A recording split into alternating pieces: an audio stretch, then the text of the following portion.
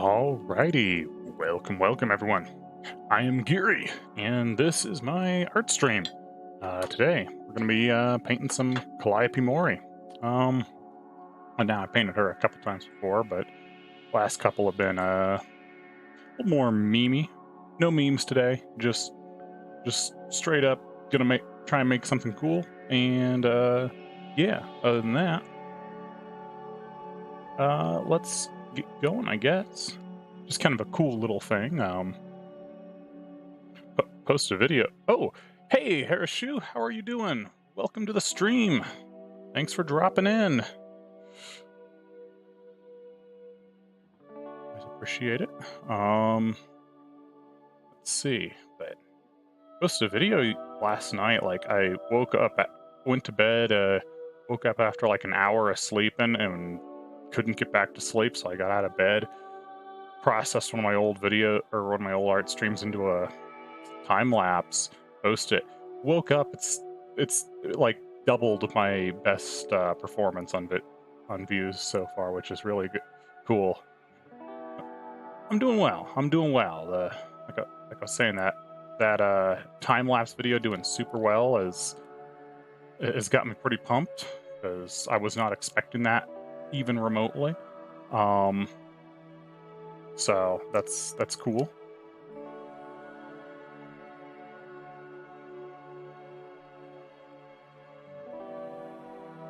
Today I think I'm gonna just try and do like a painting a Callie just like singing her heart out on stage kind of deal.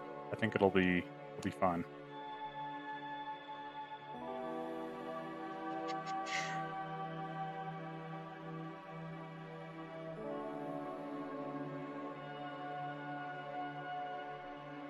Let's see. Anyway. Oh, hey Code. How you doing? Glad to have you here, as always.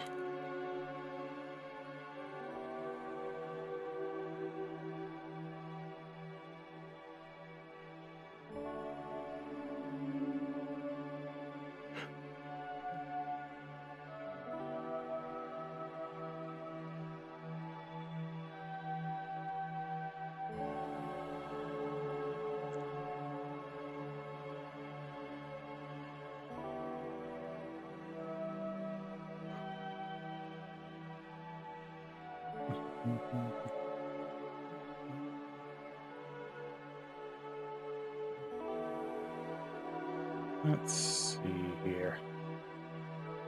I'm not entirely sure on this pose. I think it's going to be a bit complicated. I've not really done much in the way of people singing, so there's going to be a lot of learning with this one, so we're going to see how well it goes. Bit stressed. You know, something else that's similar. Not sure the proper word, though. Hmm? Oh, you're not... So, feeling a little off, but you're not really sure what it is. It kind of feels stressed, but you don't know what the proper word is. Yeah, I know what you're talking about there. I've had that. I had that a couple days ago on stream, and I was like, I don't know what's wrong. Things just feel off, and I'm like, that was not a great stream. The painting was not great. Well,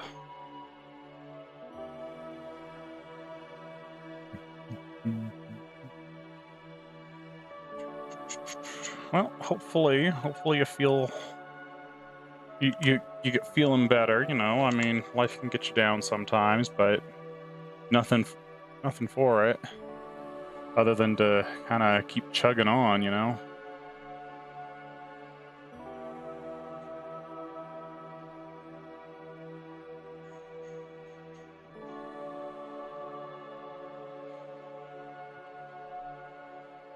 Oh, woke up early, so you might just be feeling a bit tired or something. Could be. Definitely happens. I mean, I feel weird if I sleep in too late. Like if I wake up in the afternoon, like past noon, my whole day is just shot practically. It happens occasionally.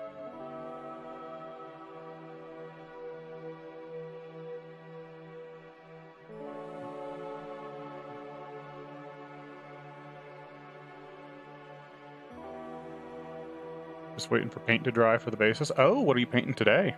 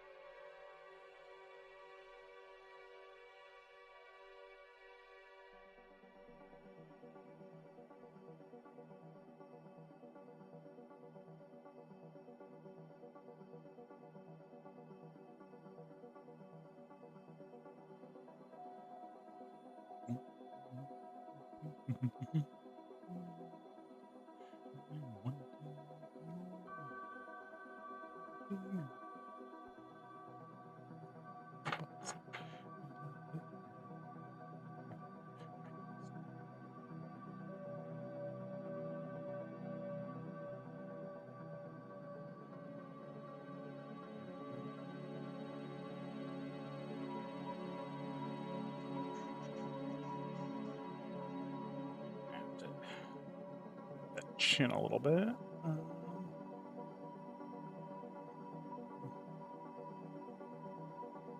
Bases for Oberon and Cherubim. Probably going to do Oberon's other weapons. Ah, cool, cool. Wait, the Cherubim is your war dog. What was Oberon again? That was like your war dog commander or something?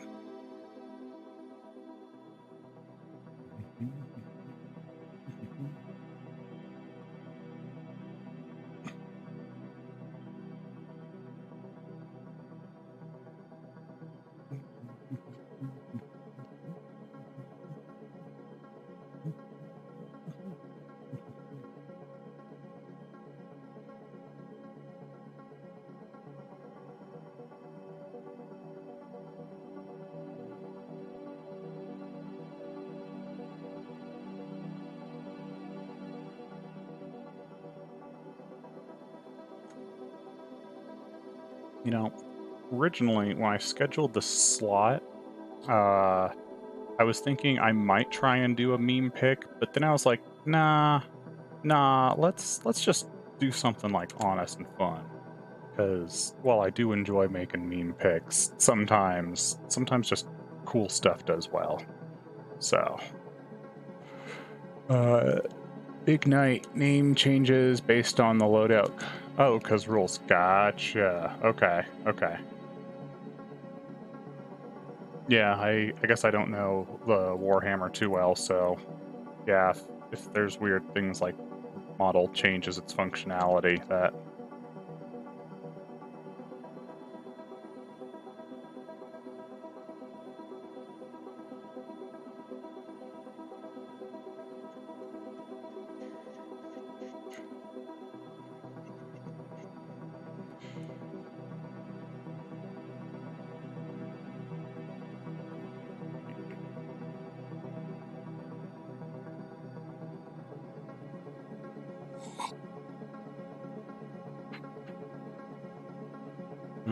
Something about that's not feeling quite right. We can't pull that in a little.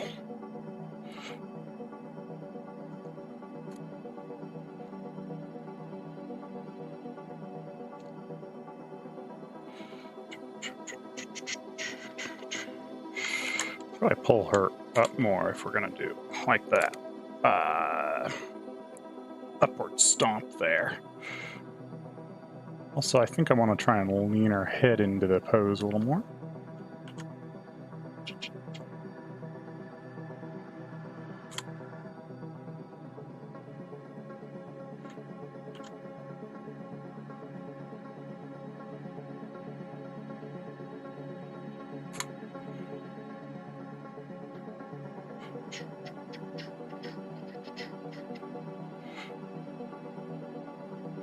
And that can just go out and fill the gesture.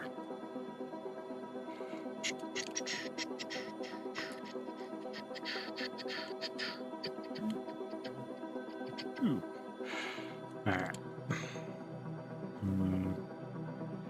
Pull that waist in just a little more.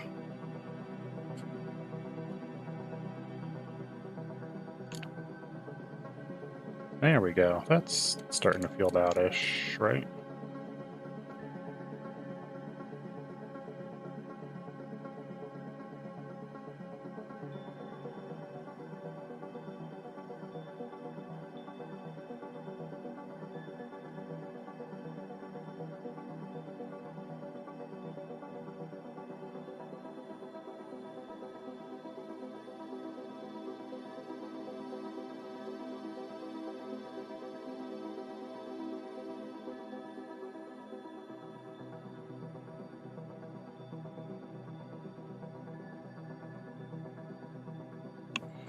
Alright.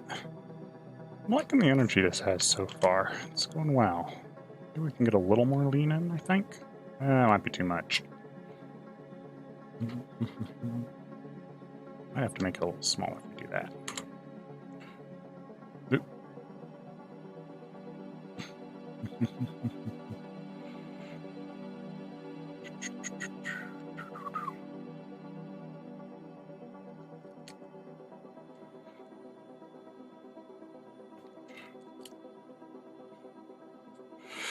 Oh, that leg is looking really out of place, actually.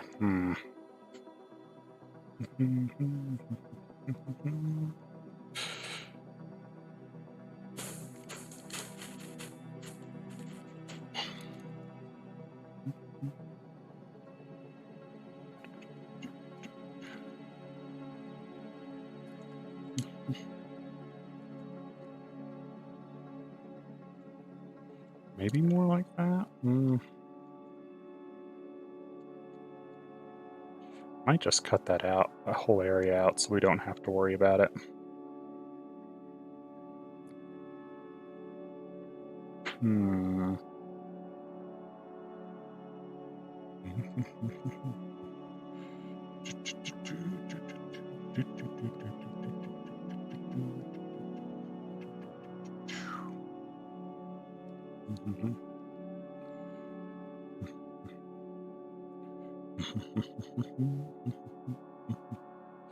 Waist might be a little long. We can address that here. Yeah, I think the waist is a little long. I think what we're gonna do is just fix. I don't know. It feels like it cuts out too much, though.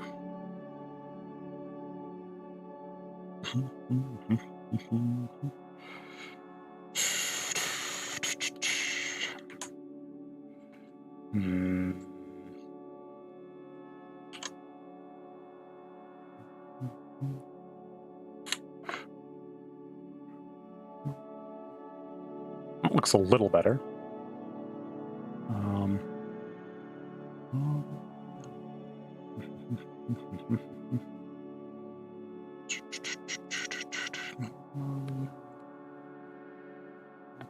A little bit of fold there is from the bending over, maybe. Maybe the leg needs to be up more. I don't know. Something about this pose just is feeling a bit off.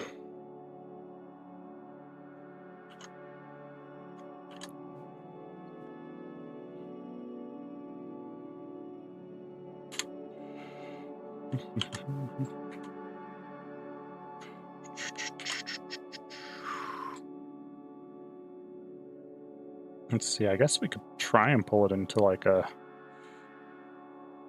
Dutch angle sort of deal.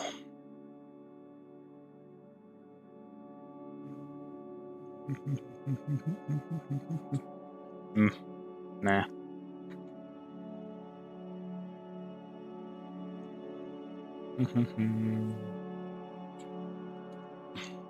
Oh, you know what it is? Probably need to start the split farther back. Except, maybe? I don't know.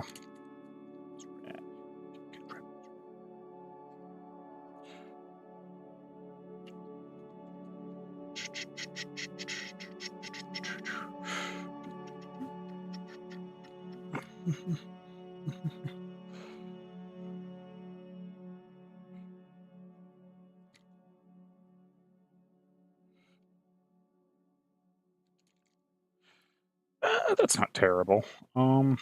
We, bring in the rest of the outfit, we might be able to make that work.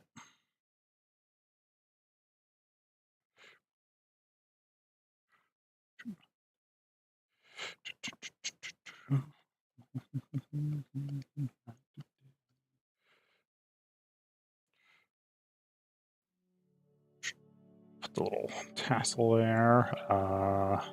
It's got a little Hang there. All right. Yeah. Ribs of the outfit.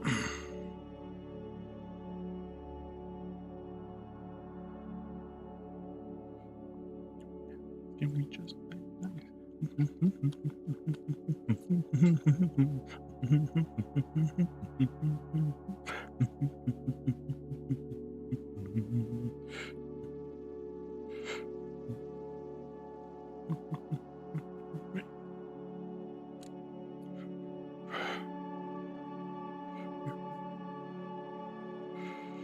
I want to do that. Let's try more pulling it. Put the motion pulled back like this. Yeah. There we go. That's a bit closer to what I'm looking for. Pull that motion behind her. So it looks like she's pushing forward more.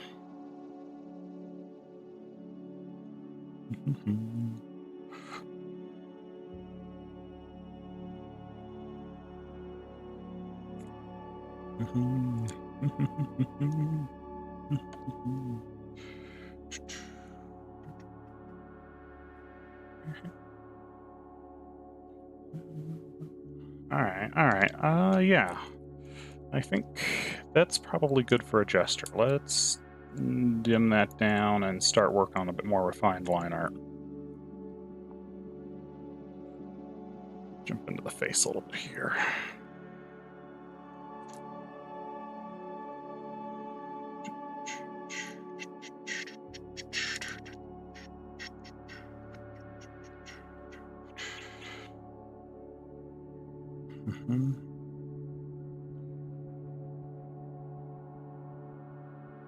It's gonna be right about there.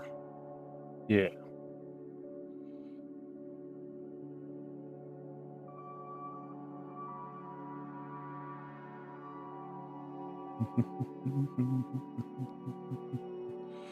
Is that our center line? I think that's where our center line is going to be roughly.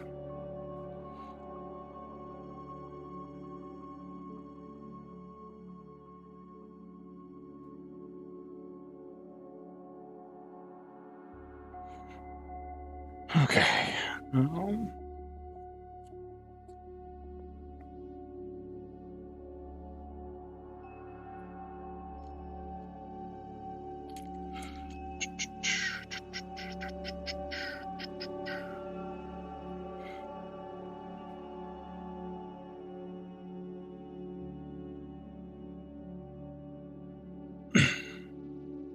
Let's see. Are we gonna get any bottom teeth? We probably would get bottom teeth with the mouth open that wide.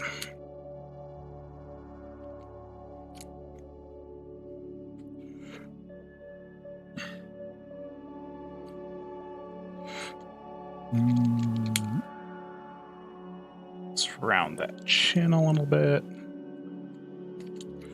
I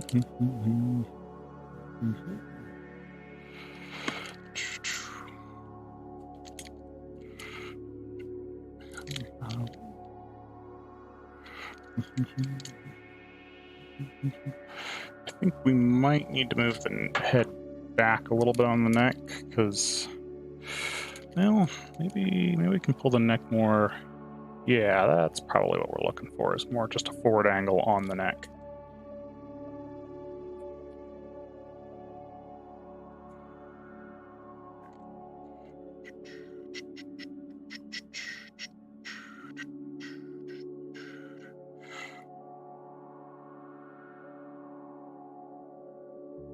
Let's see, we're gonna need some intense eyebrows for this.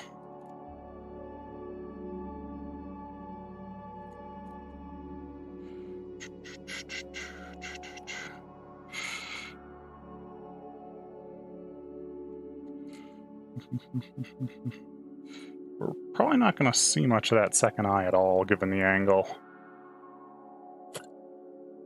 So I think I may just use shadow to hide it.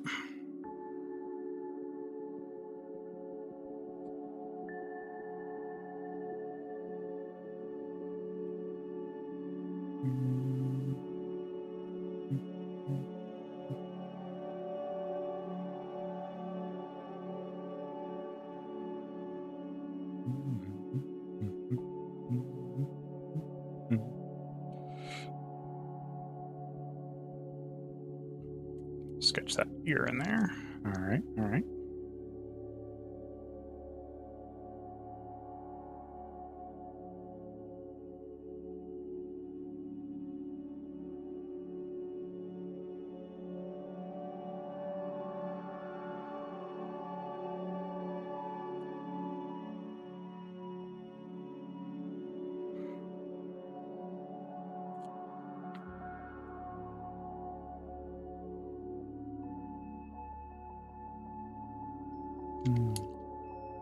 Probably needs to make that eye a little bigger.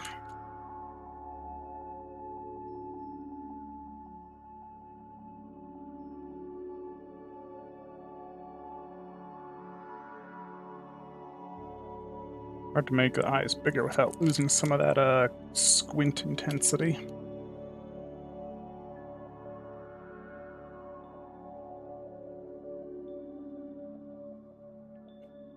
There we go. That's not bad.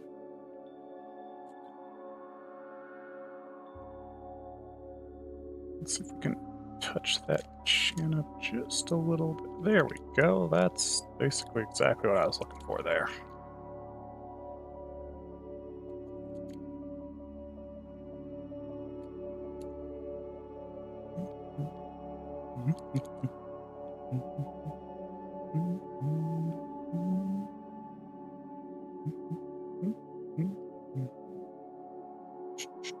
Let's see.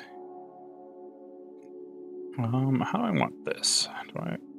If I pull it there, that'd look odd.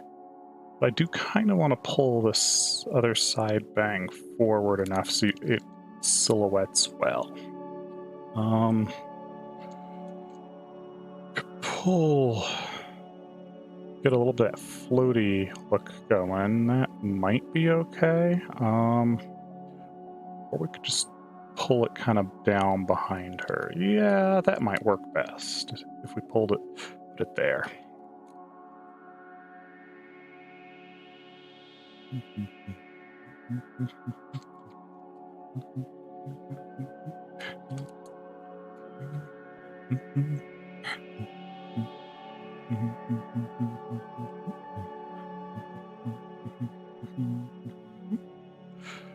All right, let's see. There you got coat coming in here. Bit of a color on it.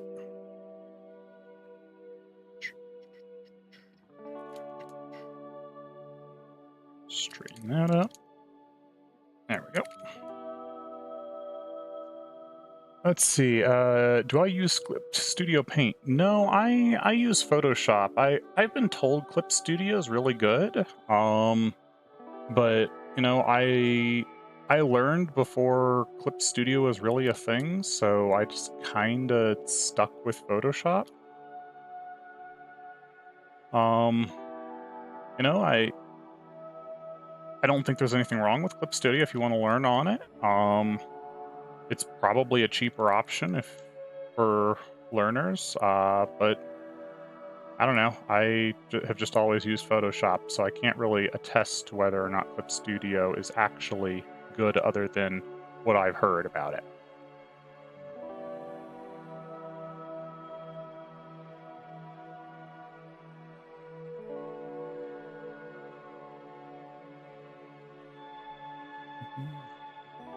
I need to lower that eyebrow just a little bit.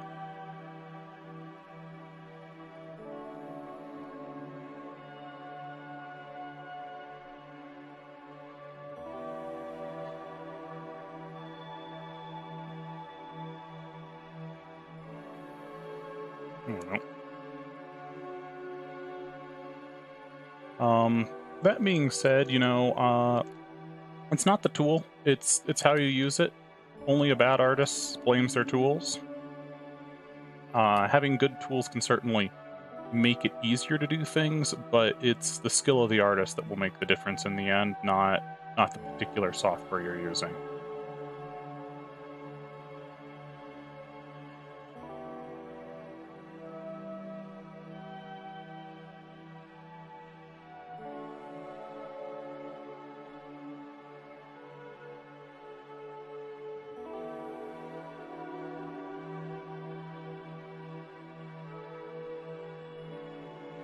So I kind of don't think it really matters what software one uses. The principles of art will stay the same no matter what you're using.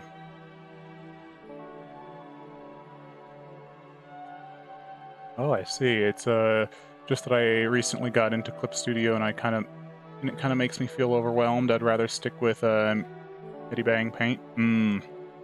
Sorry, I wish I could help you there. I unfortunately don't know anything about Clip Studio. Um, I'm sure there are other people you could find that do use it. But I can tell you right off the bat, even if you are a bit overwhelmed with all the other tools it has, 90% of what you're going to want is just make the brush work as a, you know, pen and a paintbrush. So as long as you can figure out those two things, I'm sure you can use Clip Studio to make great things. I almost exclusively freehand everything. I'll toss a couple of light filters on at the end just to help set distance on things. Make the background a little blurrier so it looks a little farther away. But almost everything else I do is just done by hand drawn.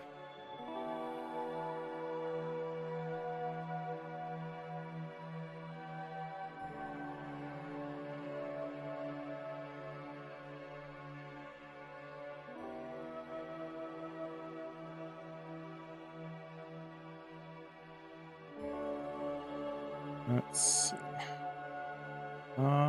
Yeah, that would probably work.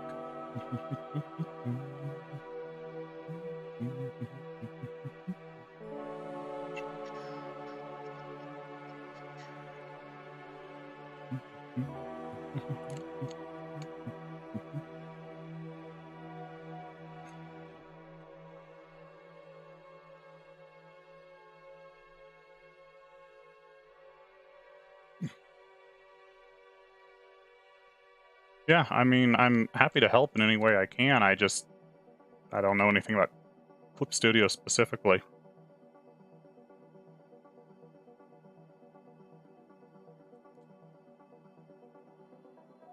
You been painting anything interesting recently, Harashu?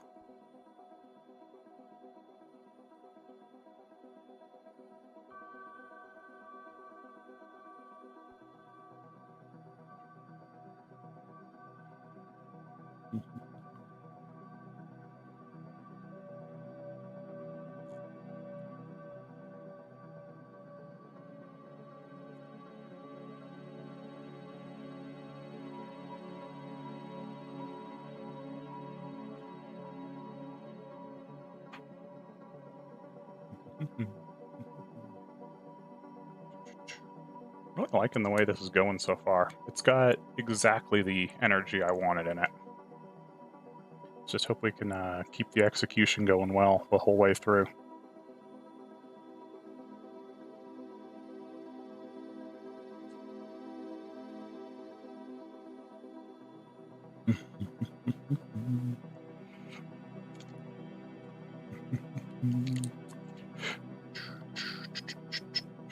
Actually, want to take a moment, zoom out a bit.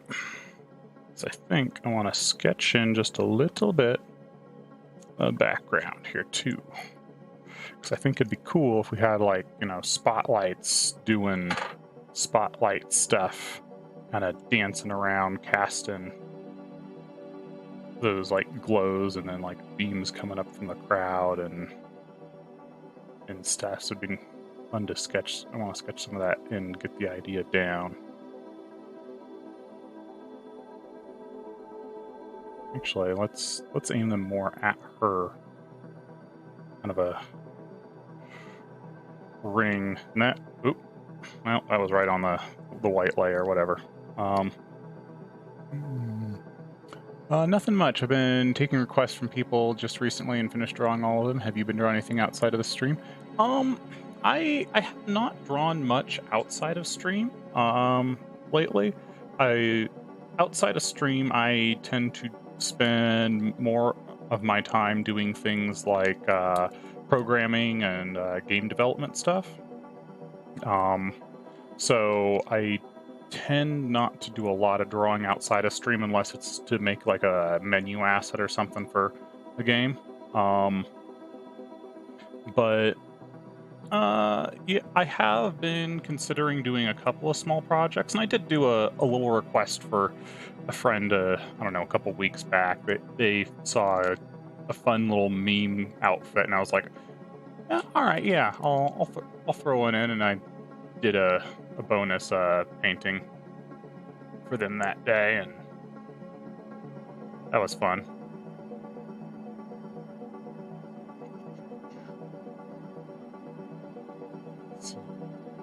But yeah, I actually don't do a ton of drawing off stream. I feel like two-ish hours of drawing a day is probably good enough generally.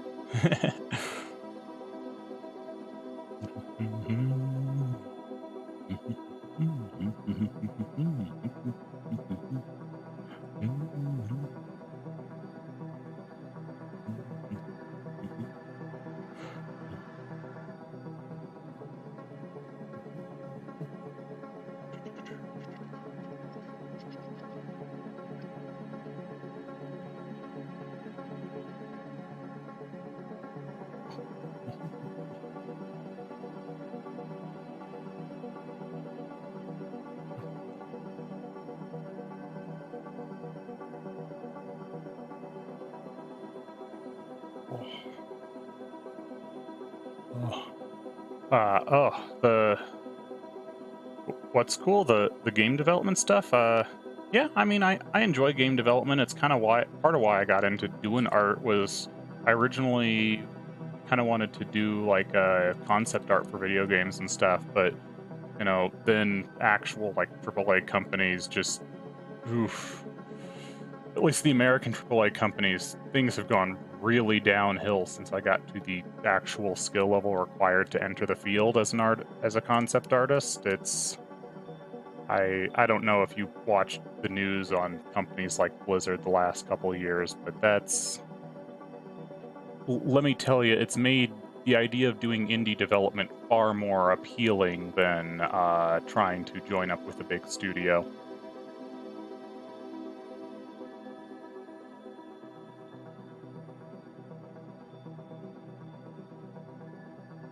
So that's where I'm at. Doing this art thing on YouTube just so I can keep my art skills up and keep getting better and better at it. But and then when I'm not streaming, I'm doing a game development on a little indie game project.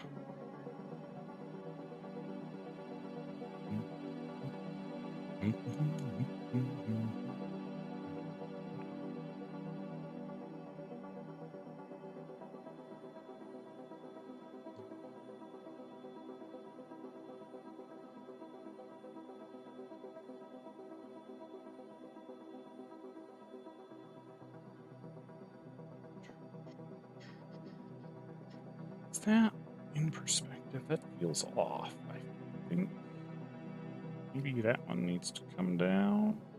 Edit. I don't know why it pulled to the side suddenly, but we'll fix that in a moment. I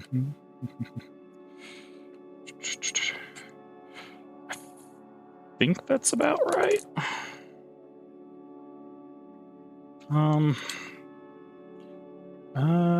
Might actually need to bring this side a little more up.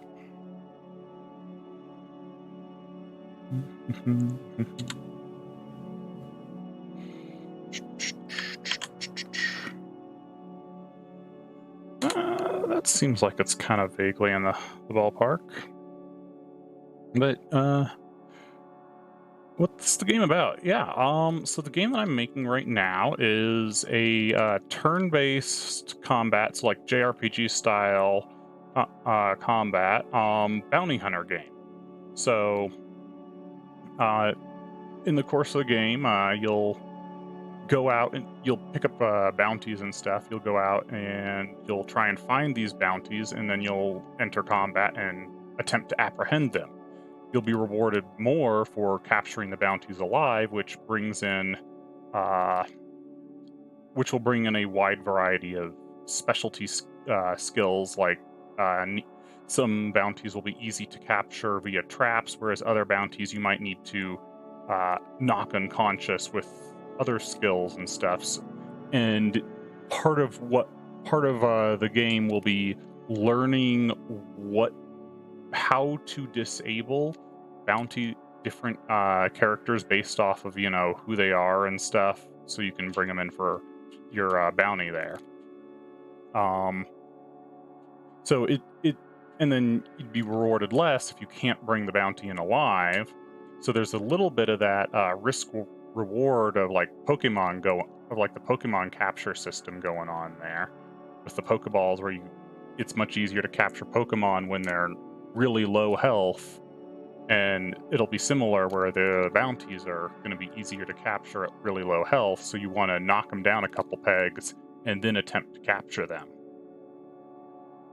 That way, it helps keep the rather slow pace of a turn-based combat system helps keep tension up, which I think is part of what made the Pokemon games catch on so much, despite being what is generally considered a very slow, kind of boring combat system. Is that the way they built the capture mechanic in there keeps a lot of tension in there. The other thing is, of course, because we have a capture mechanic, will be one of the other things you can do is, you could capture like the henchmen of your bounty and try and convince them to become bounty hunters with you and stuff like that. So, get them to help join your party and stuff like that, which I think will be a cool mechanic. So more of like a bounty hunter themed, similar mechanics to Pokemon, but like bounty hunter themed and stuff. So I think it'll be fun. It's definitely takes that genre in a completely different direction I've ever seen it go. So I think it fits a unique niche there doing so.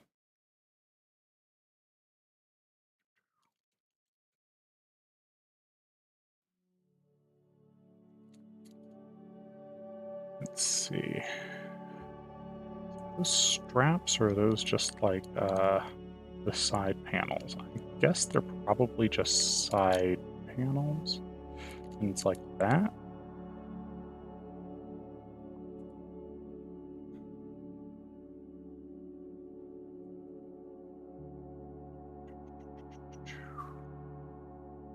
But you'll be able to go and it's set in like a fantasy setting, so like elves, orcs, dragons, and that sort of stuff. So your bounties can be of a multitude of various monster races and stuff like that, each of which will have their own unique skill set that they can tap into and level up as they go. And you'll want to use a variety of them because each one will be more suited to different situations and stuff.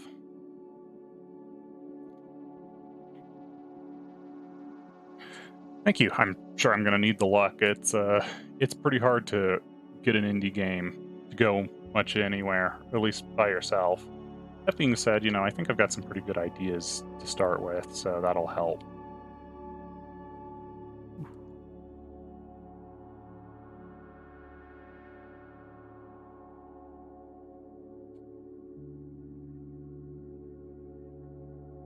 Let's see here.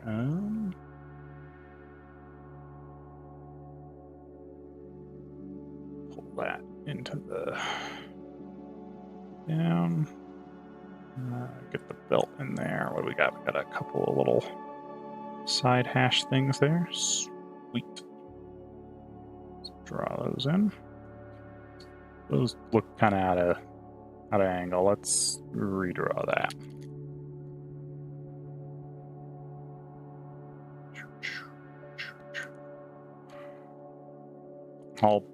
I've occasionally posted little bits of the game when I've had stuff that works well on Twitter.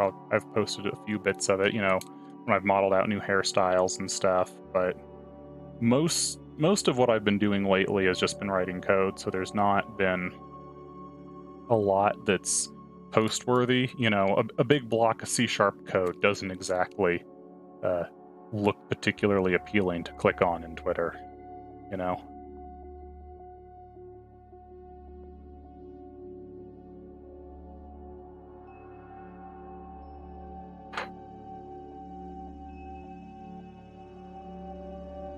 But you know, once the game's done, I will post it. I will start making updates, and you know, people who've been following me on Twitter and stuff will probably get access to like alpha builds and stuff before I try and take it to Steam eventually. So people will get to test it early on.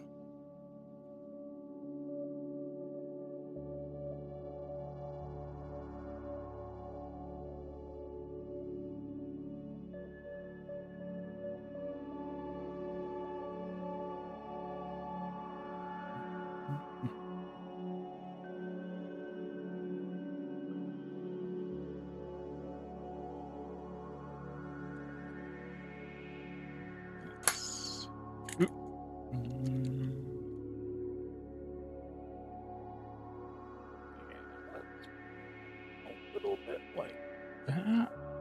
That seems about right. She have like thigh highs. She has tights up her leg. Okay, and then her actual shoes are very low, so we don't have to worry about that too much. Yeah, I am developing completely by myself. I'm doing all the art, the 3D modeling, the code. I've not really done a whole lot with sound design yet, just because sound design is undoubtedly my weakest field. But I have been started research on that sort of stuff, and I will eventually take care of the sound design myself as well.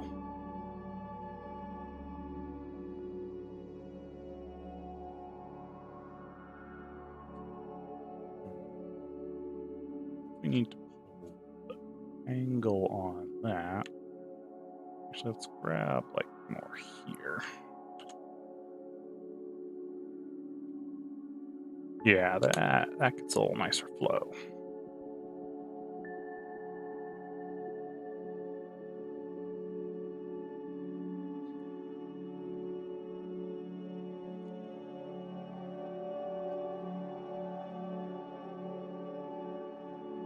I mean, it takes a lot of effort.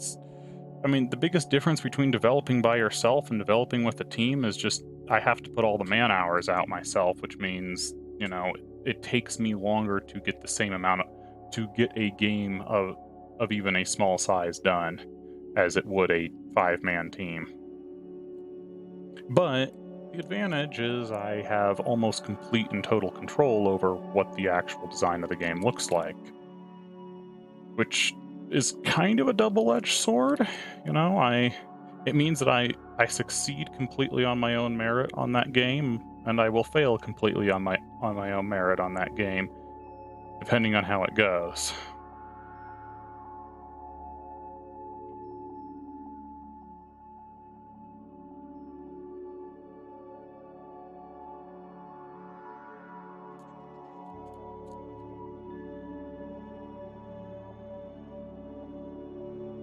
All right, let's see. We got the ribs here. Let's take a look at those. Those in.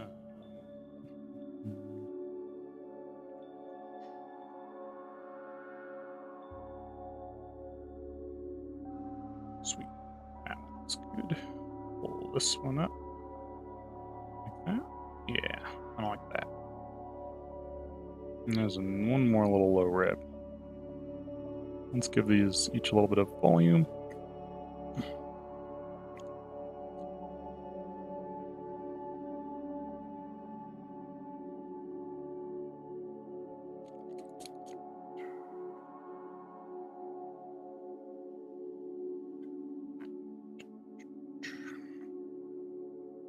Come in here, get the center zipper. And hint at the ribs over on the other side.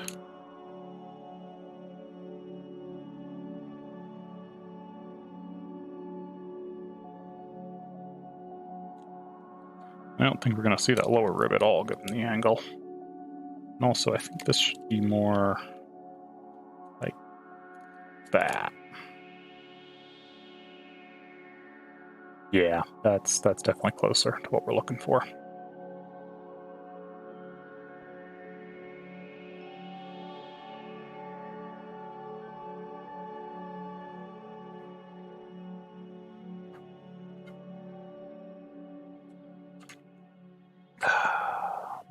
Need just a moment here. There we go. All right. Let's see. So this arm's got its supple van brace on it. Is that?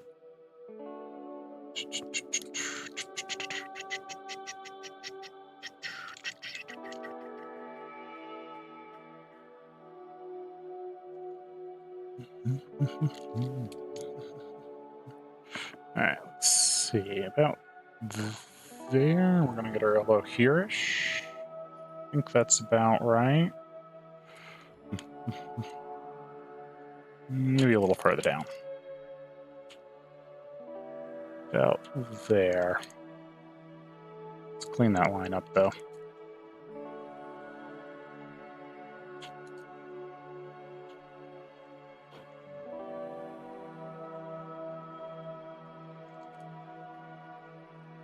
Yeah.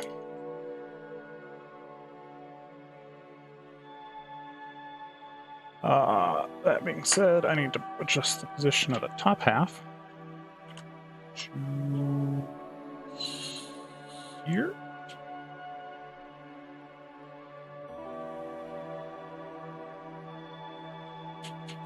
Yeah, that'll work.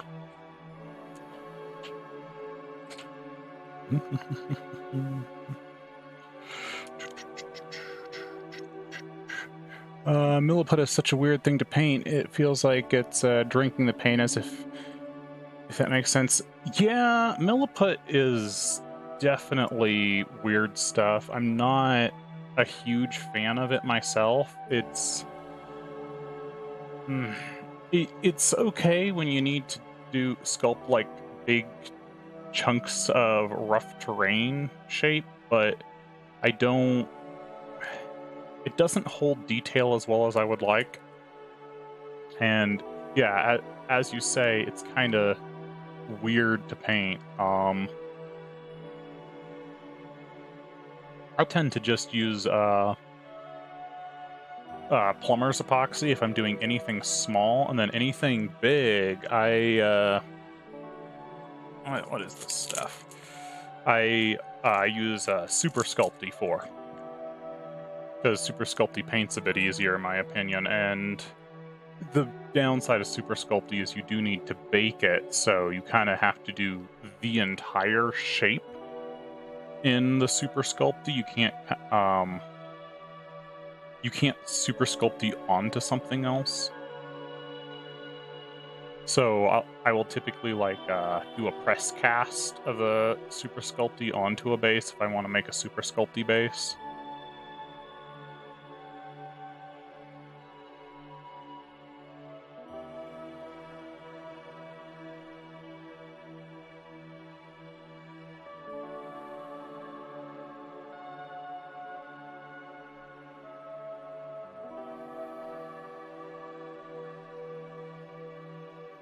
I tried making stone, so the War Dog stance isn't weird because I don't know how I messed up the legs. Oh, I see. Yeah. So the legs aren't standing evenly on the ground. Yeah, that can be a real pain to deal with. I don't have a good solution for that. I've definitely run into that issue with models myself. I guess my best response for that has always been to use plumber's epoxy.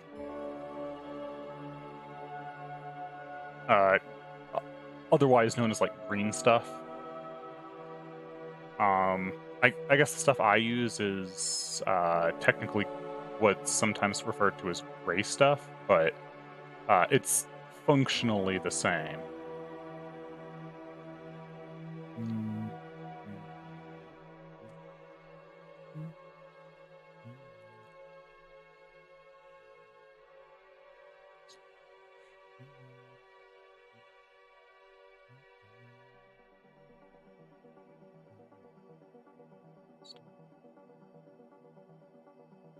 I think drawing on the edge here is really messing up me working on this hand. Let me pull that into the screen, even though we're going to push it back out later.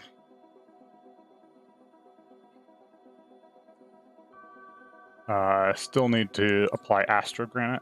Astrogranite. What's Astrogranite? Is that one of those special effects paints that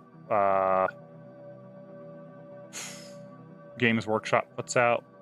Like their cragged earth paint and stuff?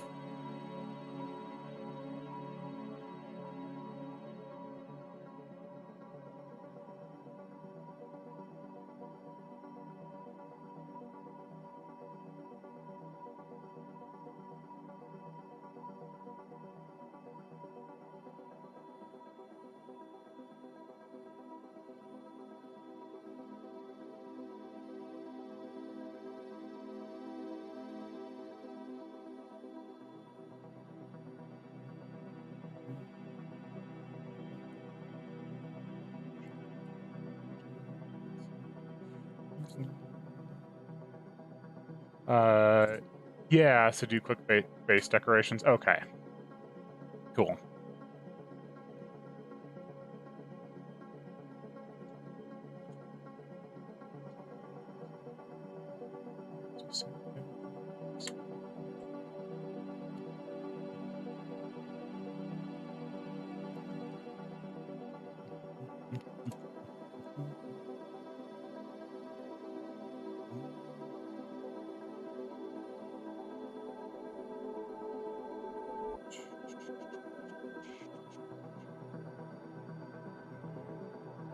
Thought I could improve that thumb, but maybe I was better off just sticking with that.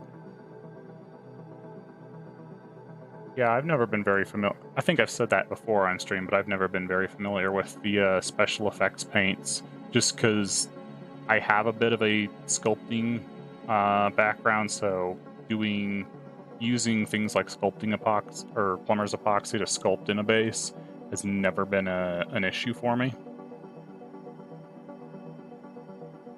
Like, it's just one of those, yeah, I'll just do it, and away I go. And including just, tossing in rough, rocky stuff.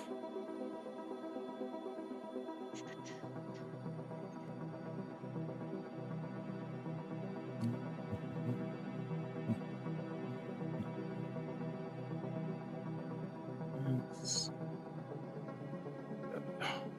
here.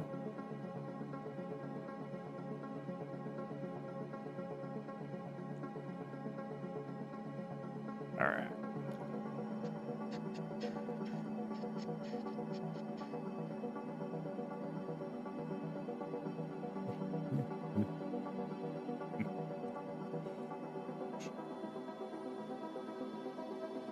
We're gonna have to be very careful doing the coloring on these spikes, because if we do it wrong, it's gonna really throw off the silhouette of that chin there.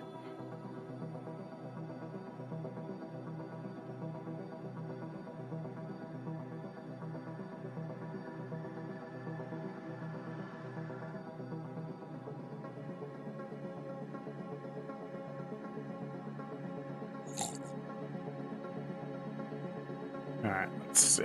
Let's get the sleeve in there. How's that sleeve work? It is a very high arm cuff. To start.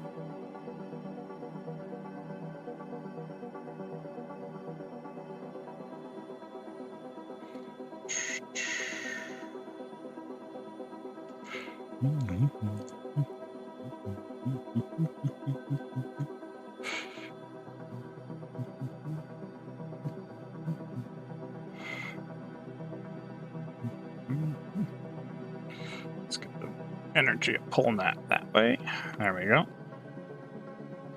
We're gonna have to kind of hand wave a little bit because it's a very thin sleeve that is surprisingly loose. A very filmy sleeve that is surprisingly loose, I should say.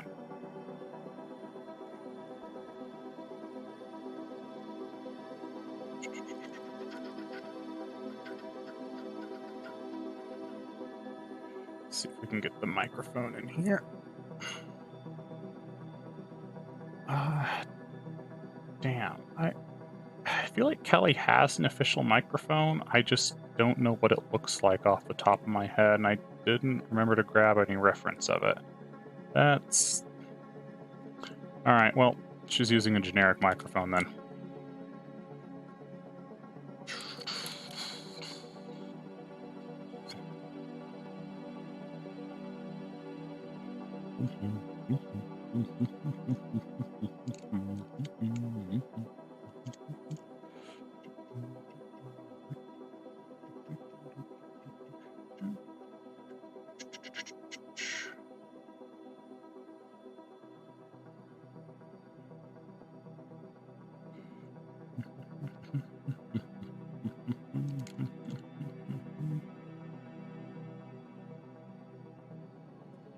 Alright, let's see here. Let me do this right.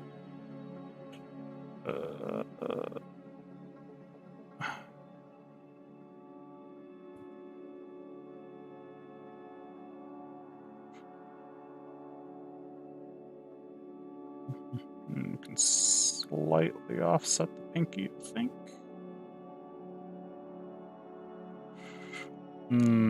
That pinky's not good. We're gonna have to work with that. Work on that a little bit.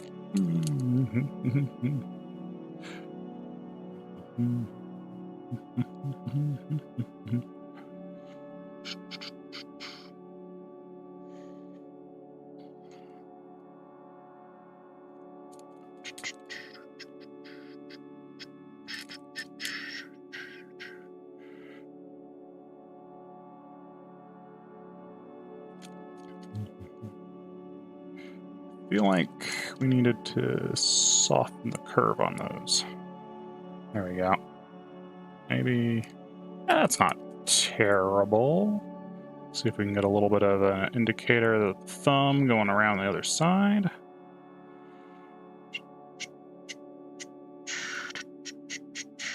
From this angle, we're gonna see the bottom of the microphone head, I think.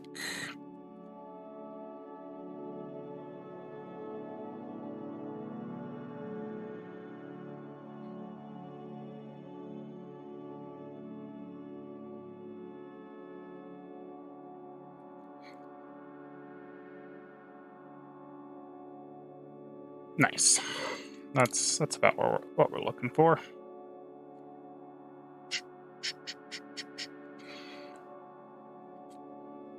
Let's round that a little better. Perfect. All right, if we hide our sketch, what are we looking at?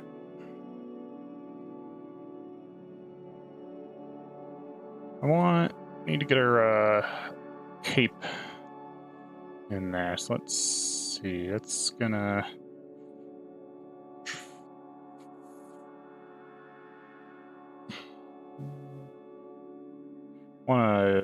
Definitely want to keep the hand silhouetted nicely, so we're going to drop the cape completely below the hand and just kind of block this whole section in with cape, I think. We could pull a few little crackles out of it, though, indicate that the bottom of the cape is somewhere near there. I believe that's how that... Yeah. Am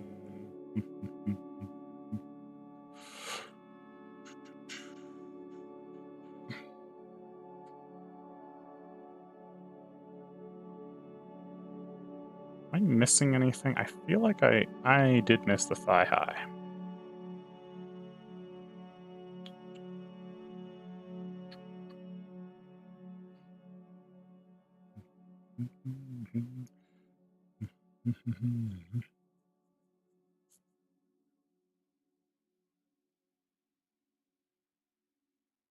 And then that's got a couple layers to it we can pull out. This has a bit of a pattern on it, though I don't know how much of the pattern I'm actually going to worry about for this particular piece.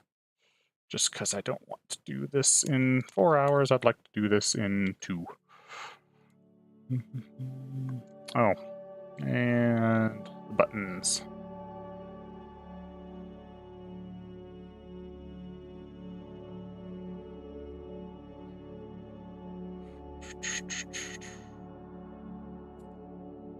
Alright.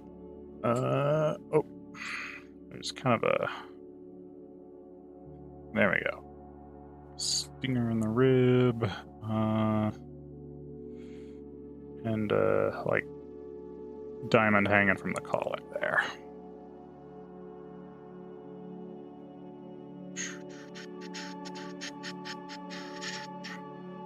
And armbands here as well.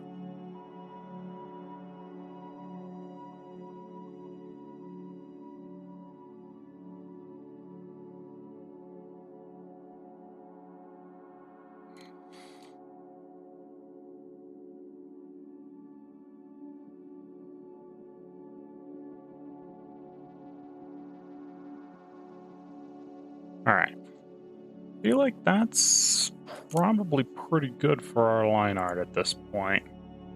It's got some pretty good emotion in the face. Definitely liking that. Background's indicating what I needed it to.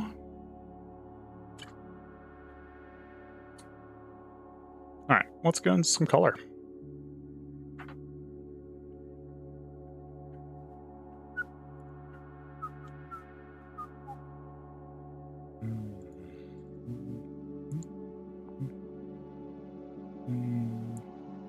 I guess let's start with her hair. That seems like a good place to go.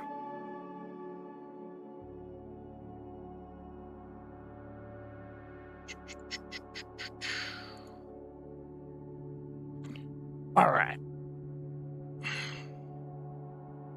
I hadn't really thought what I want the lighting situation to look like, so I think it's going to be a bit... just checked her mic is basic, just black and gray. Oh, alright, well, that makes it easy. For some reason I thought in like her concerts, she had been using a one that was styled after her, but I guess not. Thanks for taking a look at that.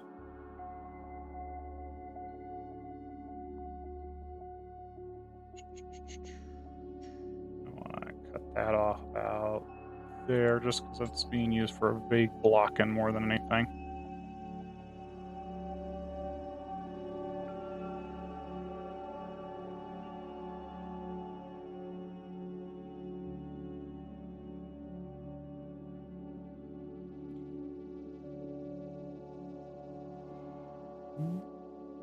Might be nice to frame the face that way with the little bit of hair there. Though that does separate the mic and the mouth, which I don't know if I want to do.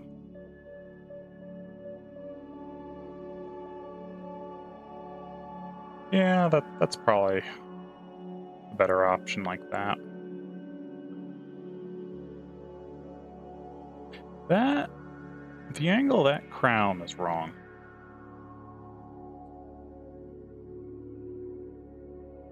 We should not be able to see inside of it.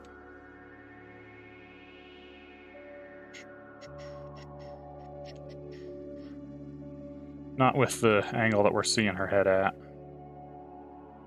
It should be more like that.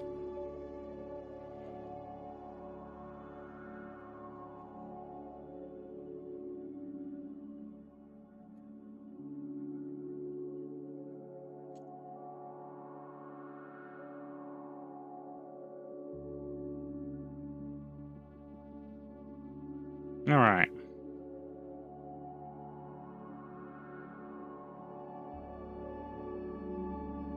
That gets the pink hair. Let's.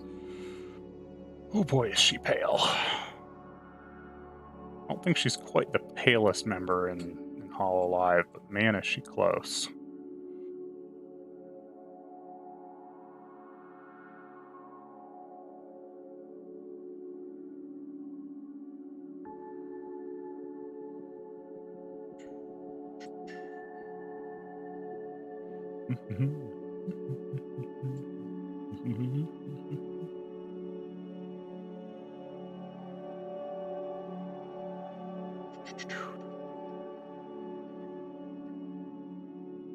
Alright, so this sleeve's going to be a bit of a weird one. We're going to draw in normal skin tone at first, but we'll use some overlay layers to correct that to the sleeve later, because it's very transparent.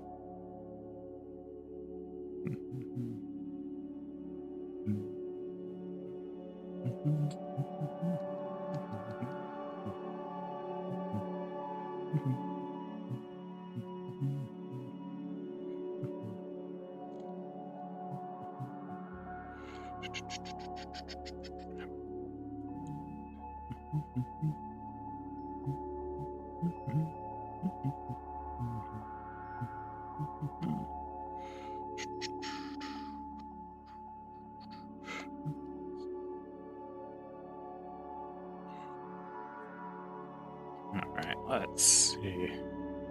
Let's get a nice dark gray in here.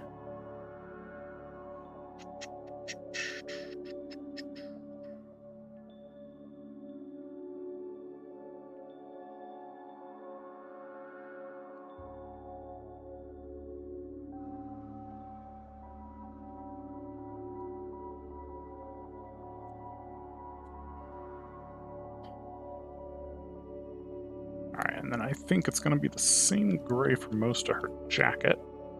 Cape thing. Jacket combo cape.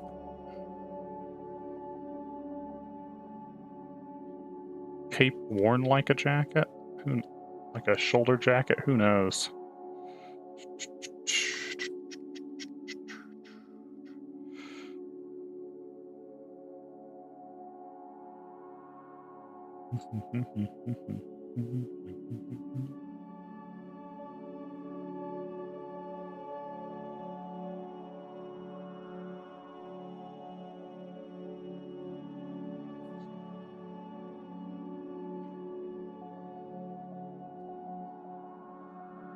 That arm might be a little bit too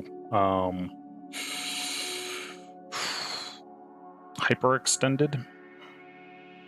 You know, where the elbow kind of bends backwards a little bit. I might have pushed that a little bit too far. And her mic head is silver gray, though might be on the darker tones of silver gray. Okay.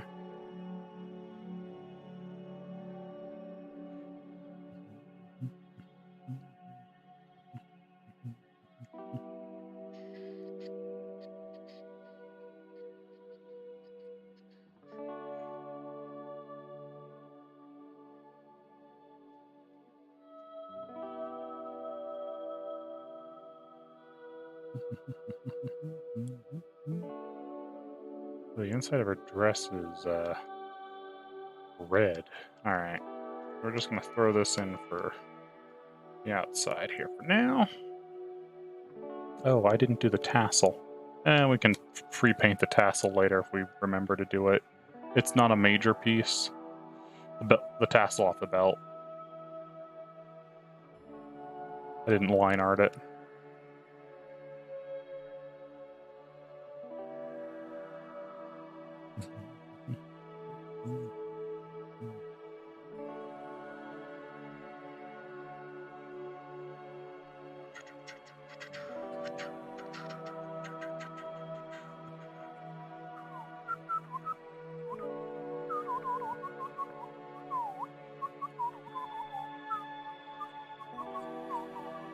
Let's go a little bit darker for the inside of the dress, because that's not where we want people to be necessarily looking for this piece, because all the energy and emotions up in our face, The rest of this is just accompaniment.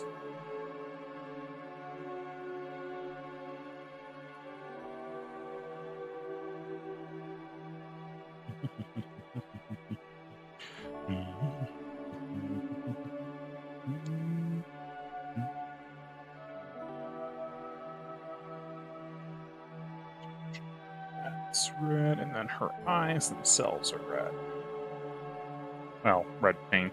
We'll have to we'll have to work on that directly later.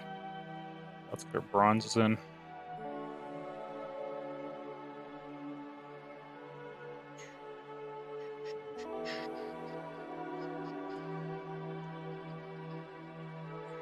Oop, sampled.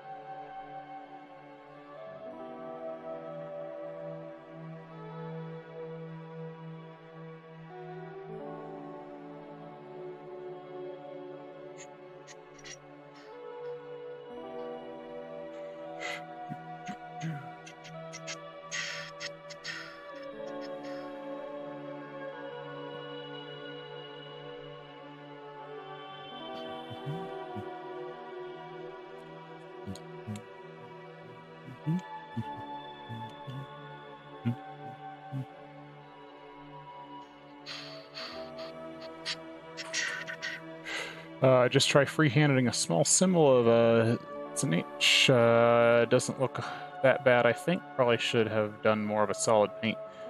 So going to try again. Oh, fun. I always enjoy freehanding things like that on models. I've got a model sitting around that I've been asked to paint for someone else. They've agreed to pay me once I actually get it painted for them, but it's a dude that looks kind of like a 50s gangster, and they want him in a pinstriped suit, so that's going to be a lot of freehanding on that.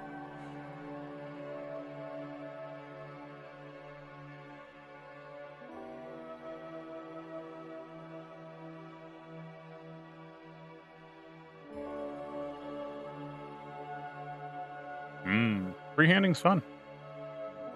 It takes practice, but it's a lot of fun, and it's a great way to make your model look like super unique out of all the models out there that are from the same run.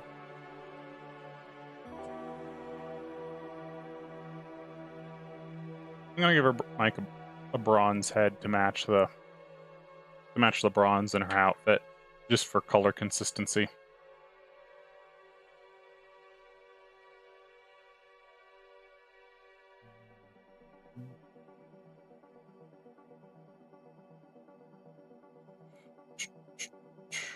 And then her tights are kind of not really bronze, but they result in a very similar color to bronze.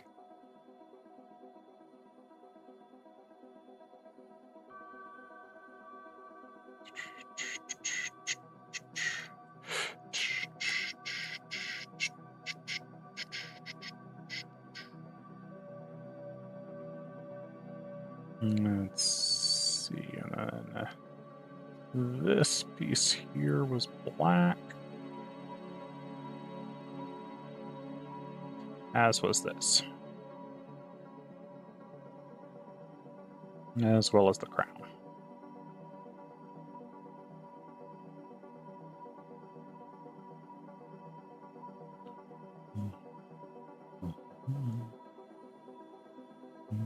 And then also black.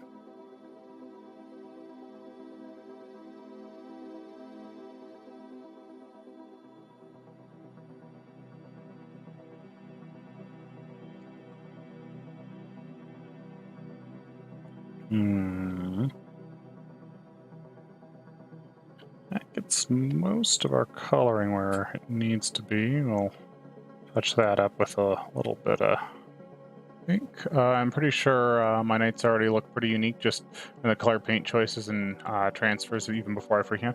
Oh, sure. I mean, that color choice does a lot too. I'm just saying, you know, if you to really add that extra bit of flair, doing a little bit of freehand, but can go a long way. Like all the models that I have won competitions with, like when I went to Gen Con, I placed second in one of their competitions, and hands down, it was because I did big this big cape completely freehand in that for that character.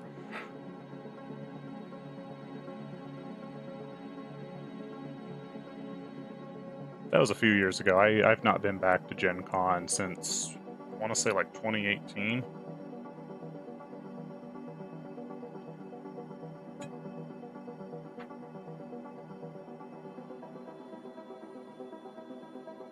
Alright, let's see. Belt gray. One of the only, like, light gray things on her outfit.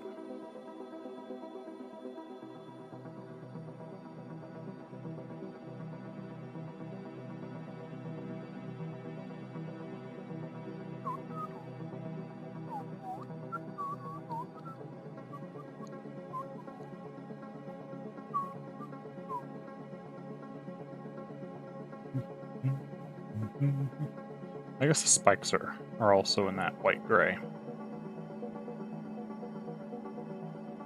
I mean, they're more white, but we're going to be using the gray because that's going to help keep that silhouette on her face a little better. That was exactly the point where I was worried, is if we do the spikes white, it's going to throw that silhouette off. Anyway, that about covers it for the basics of the color. Let's jump to the background briefly. And I think what I want to do is bring in some more of that red.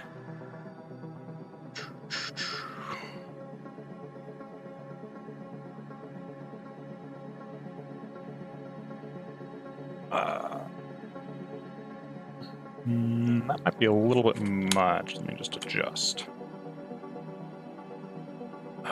Yeah, let's push it a little darker. A little less saturated. That. Cool. We'll use that as our baseline. And let's get some spotlights in there.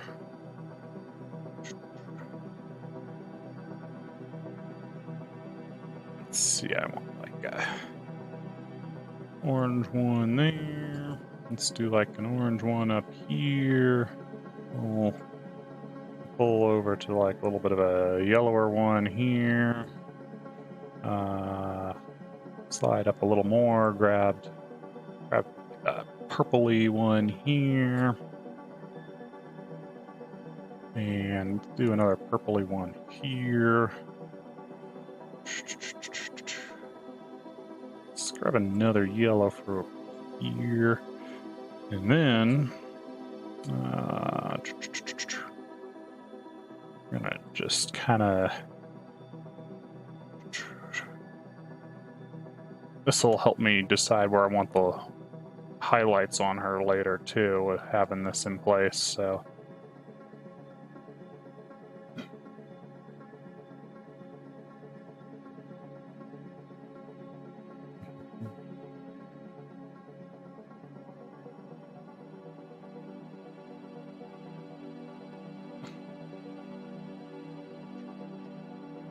let's get some spotlights down on the stage too, so we can shoot. Actually, it might be best if we just shoot them up across, like. I gotta get the angle on them right so they look like an actual spotlight down there.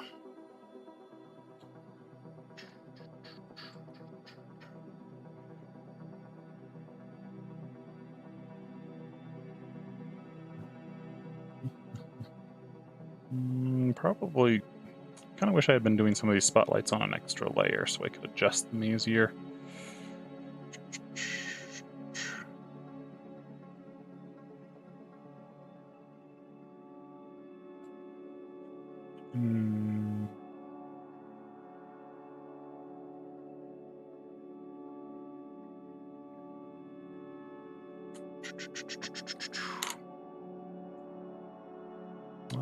Let's let's get like a really red spotlight. A couple of the really red spotlights in here too.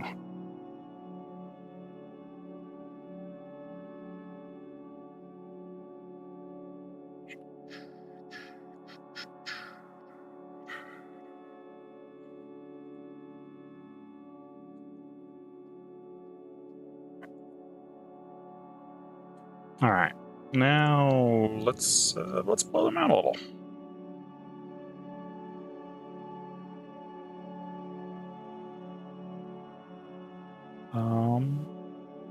Yeah.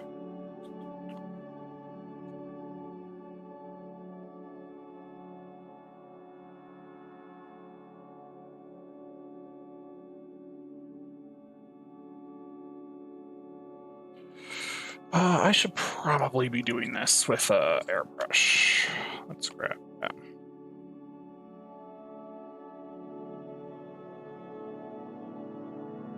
Oh yeah, that's gonna look way better.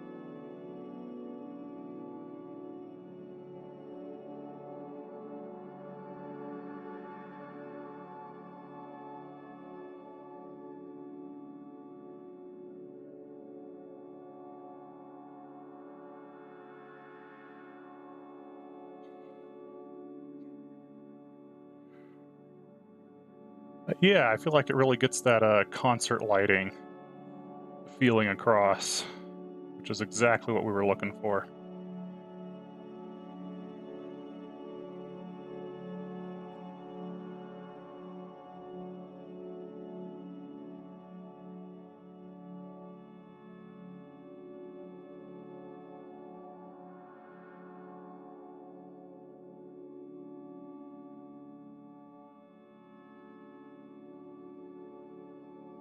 Also just posted your first attempt at freehanding. To the Discord. I'll take a look. Give me just a moment.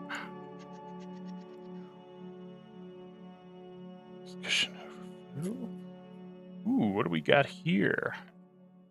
Oh, nice. Yeah, that does look pretty cool.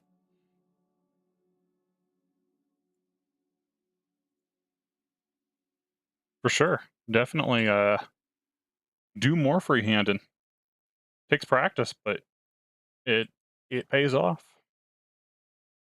It's color burn a little bit. Yeah, just like right on the edges of these. They really get a bit punchier. That's probably too much there. Let's color burn just there we go.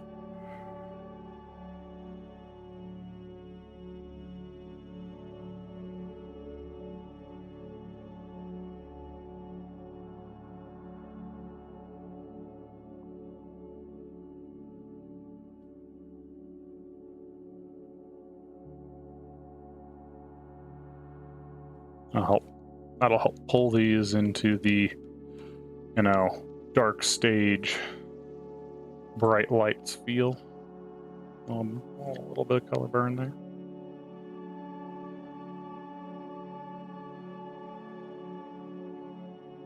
I'm gonna toss a vague notion of that off in the background here.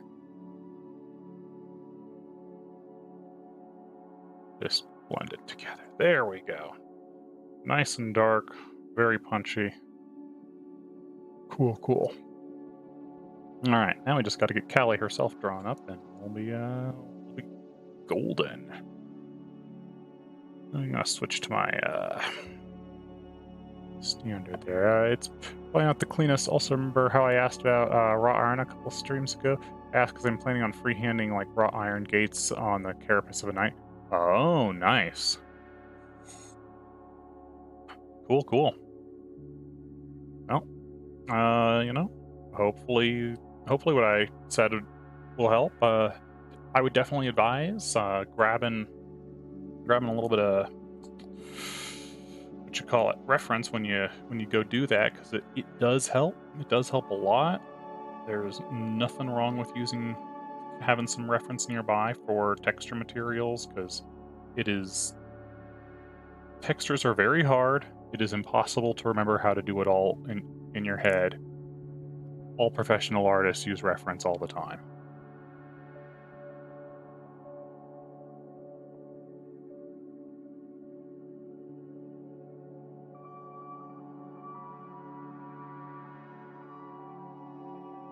Mhm.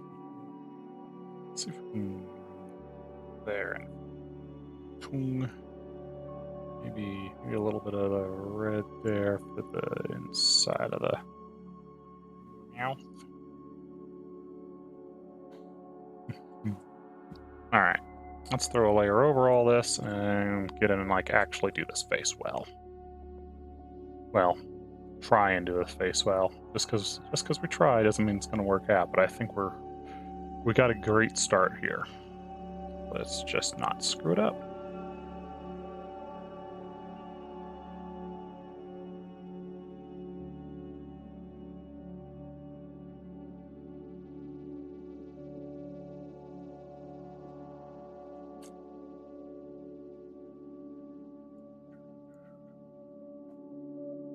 Um,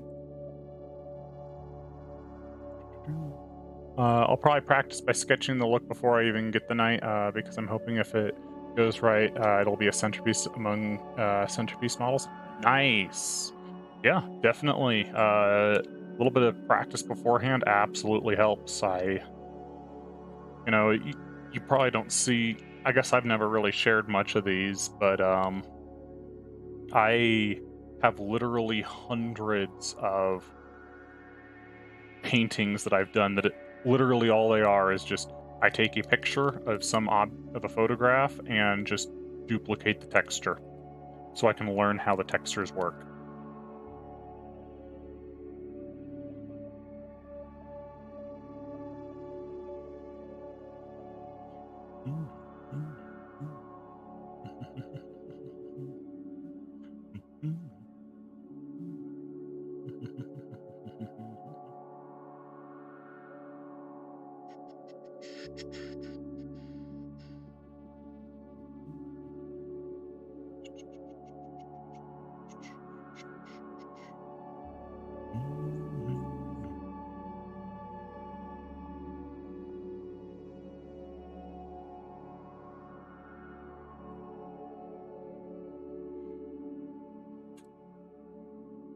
Zoom in on our eyes there.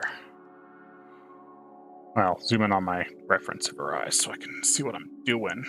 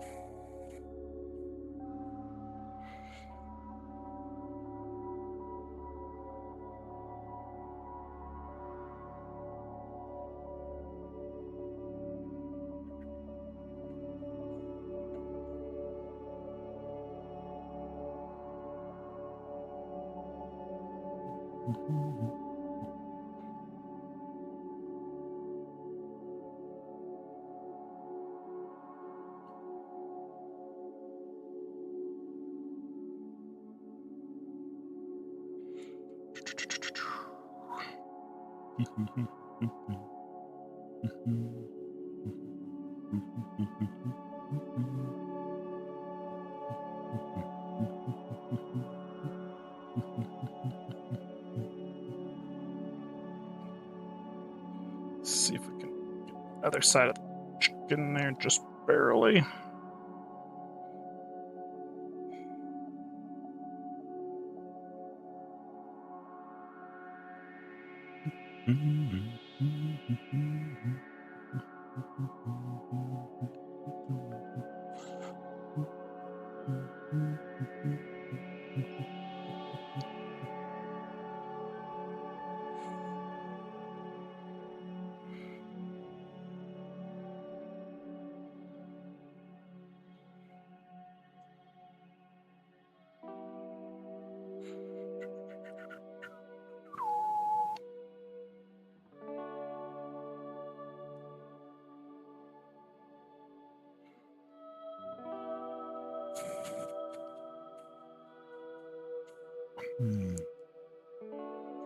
Let's see. I'm going to try freehanding big corn symbol on the War Dog base using Blood for the Blood God, as I'll be freehanding it on the carapace and doing splatter on other parts. Ah, fun. That's a fun one.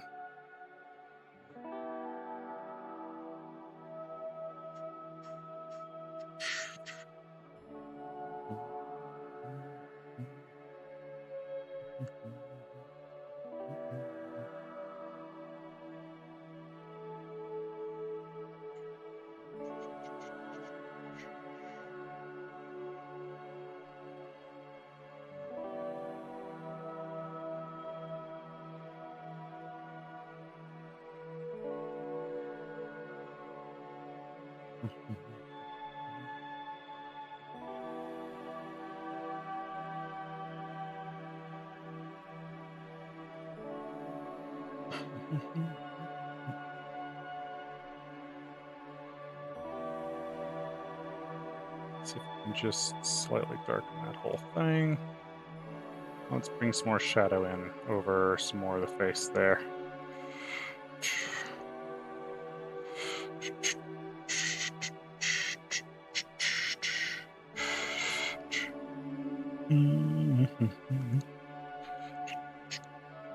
That to be a little bit warmer to match the background better.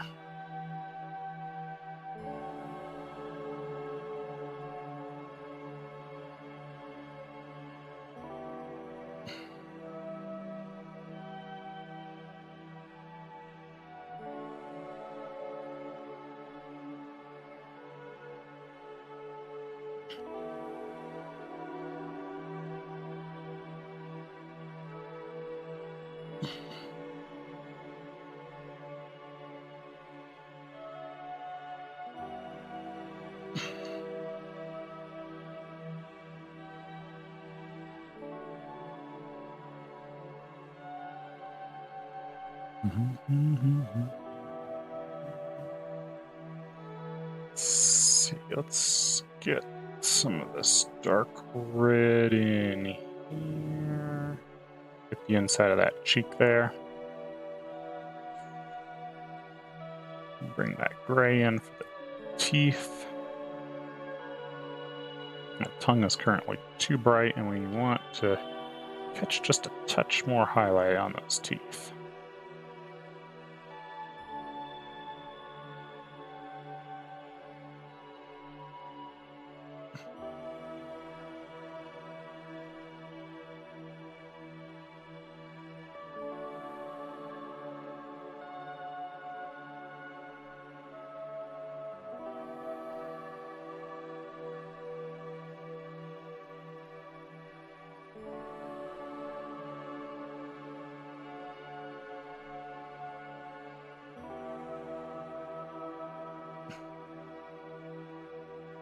And let's get a little more shadow in there.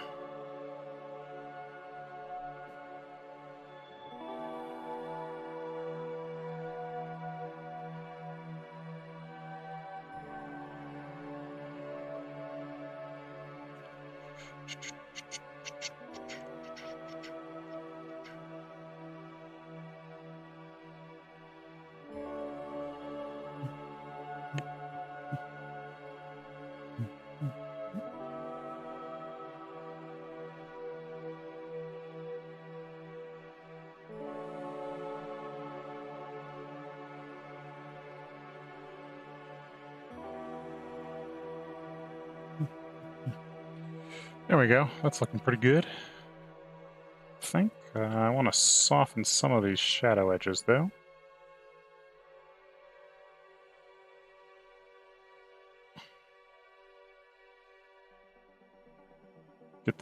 Which will help make her face feel a little more rounded and less angular.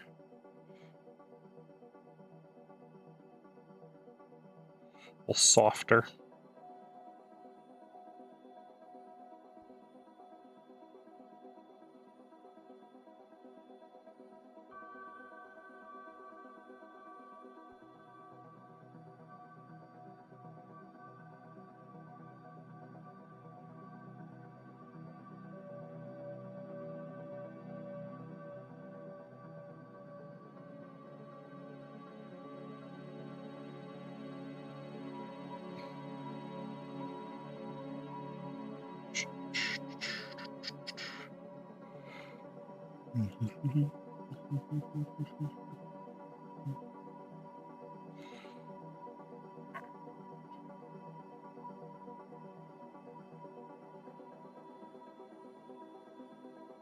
There we go. And now let's really get in there and clean up this eye. Make it awesome.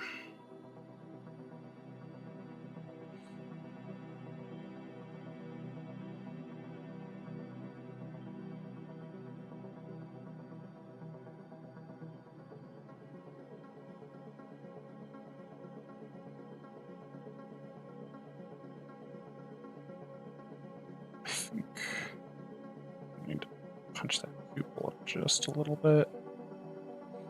And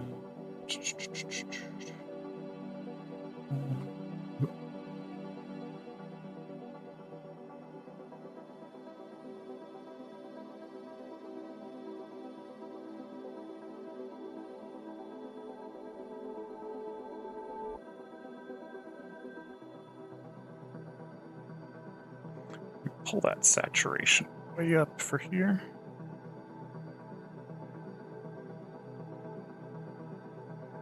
And add a little bit of the red to the eyeliner area for just a touch of added intensity.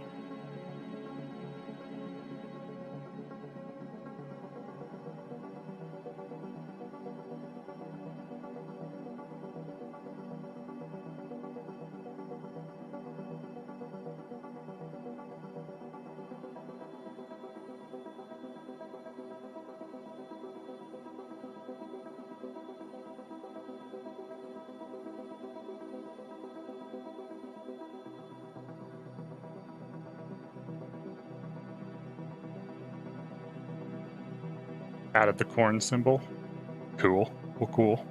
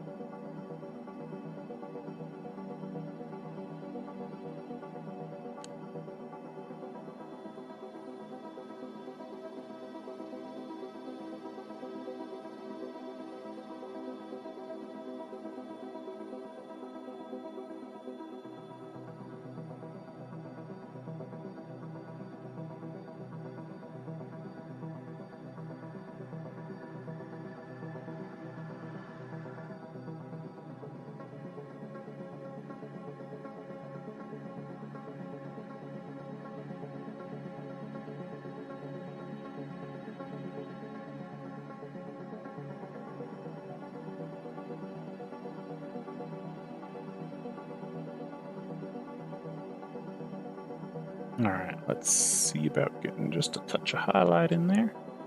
I think I'm going to use just like a super bright blue. Ooh, maybe not.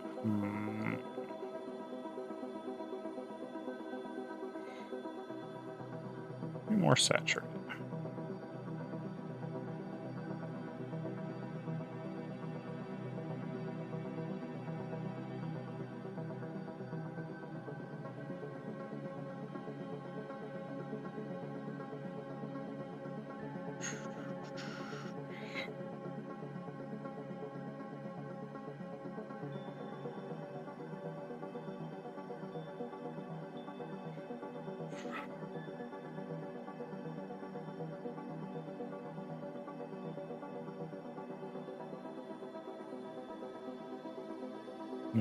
That's too much. Let's take another approach to that. So it loses a lot of its intensity.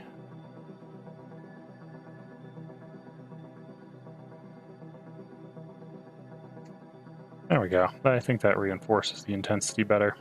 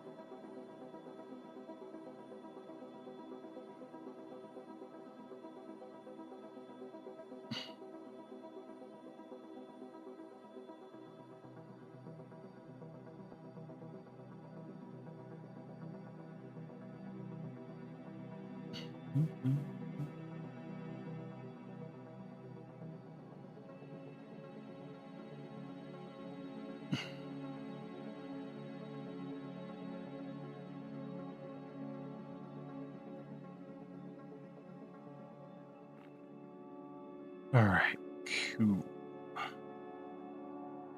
Let's get a little more shadow in there.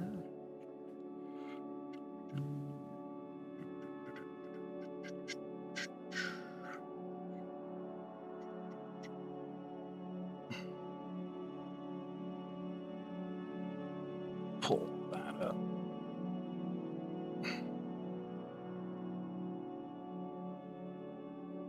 Sharpen that jaw just a little bit.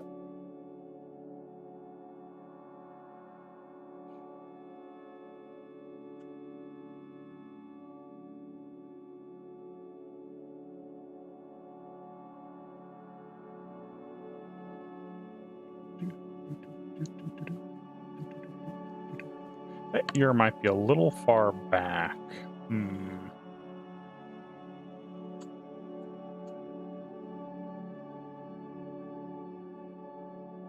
You just grab that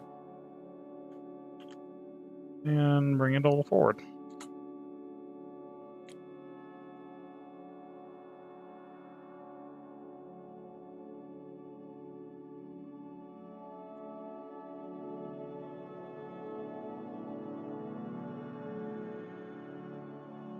There we go. That's a little better.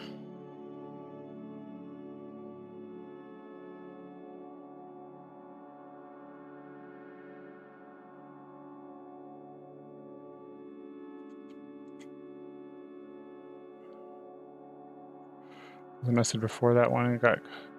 Oh, wait, what do we got? I think after washing the astrongenite on the big night, I'm going to add some tesseract glow coming from the stone in the middle, but unsure if I should wash the base for the war dog before.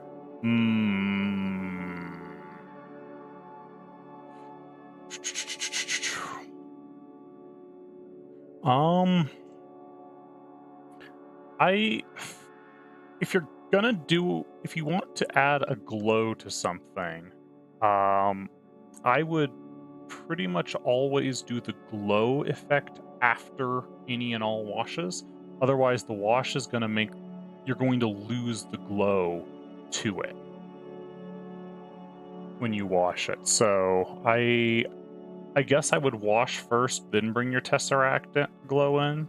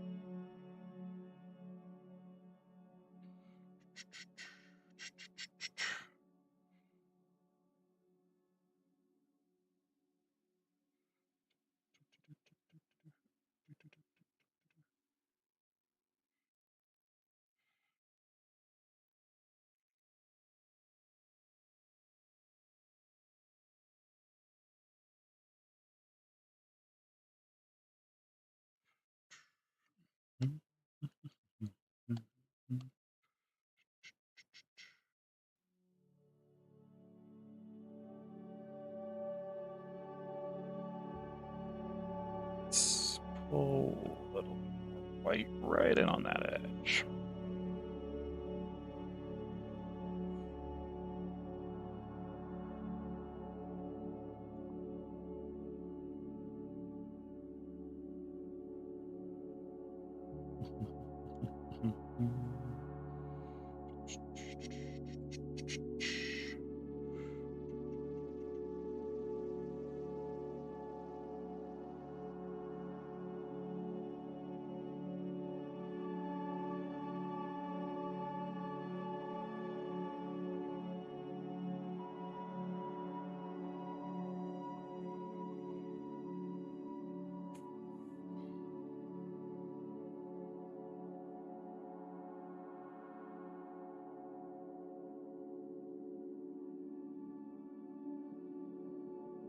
Mm.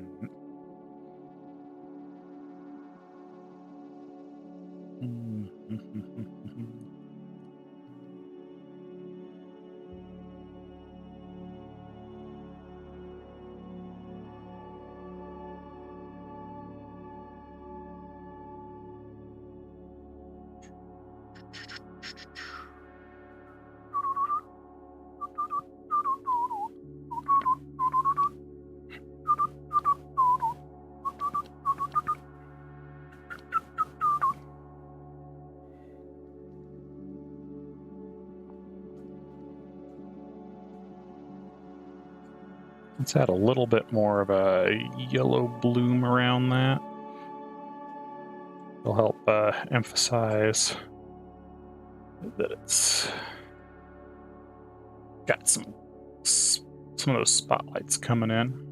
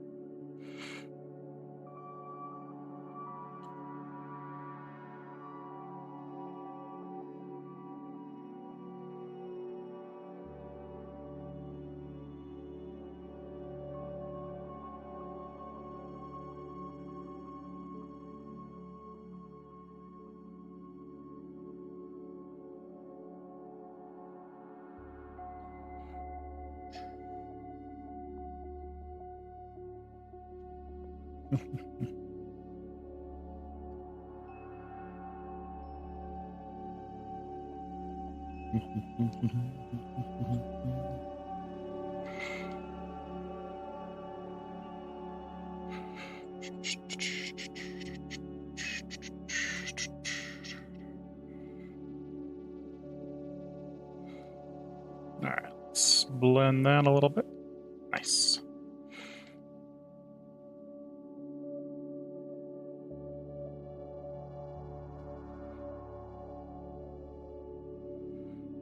And I think I want to bring in a little bit of those blues as well.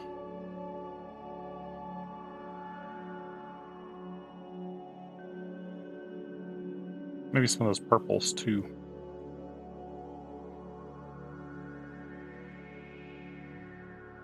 Just bringing a variety of those spotlight colors into the hair. So we kind of lost a lot of the purple, so we're just going to pull that in from scratch.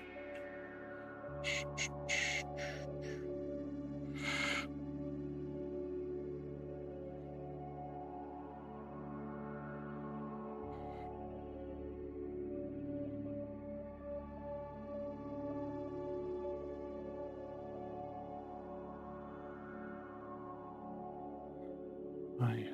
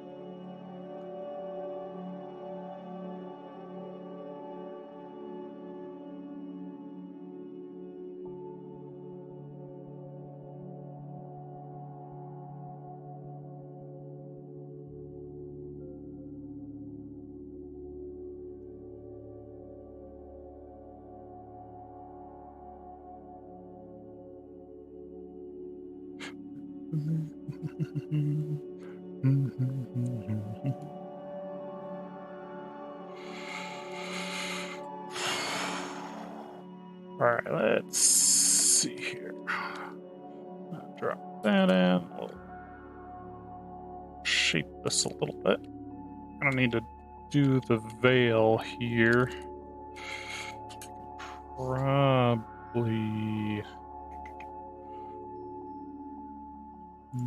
just throw this over here for now. Get that out of the way.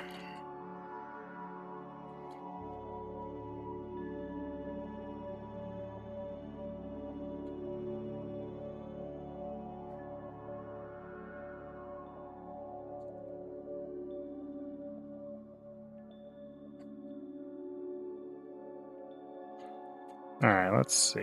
So for this, I'm gonna bring in a little bit of that yellowish highlight across this whole area, just softly.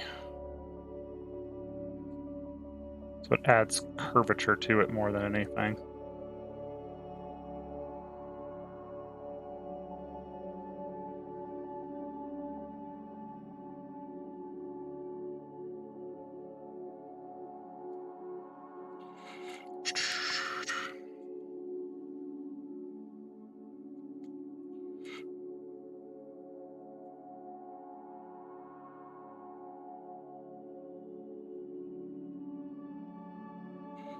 And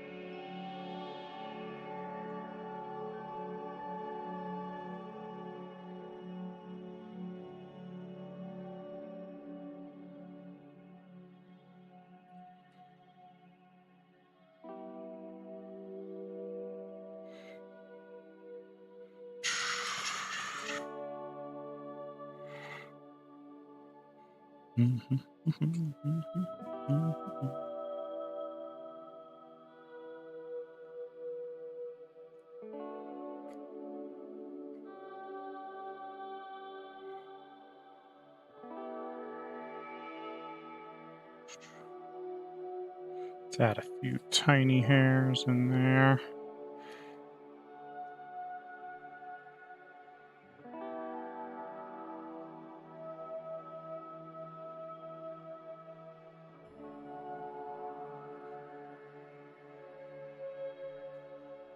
Just breaking free of the mass.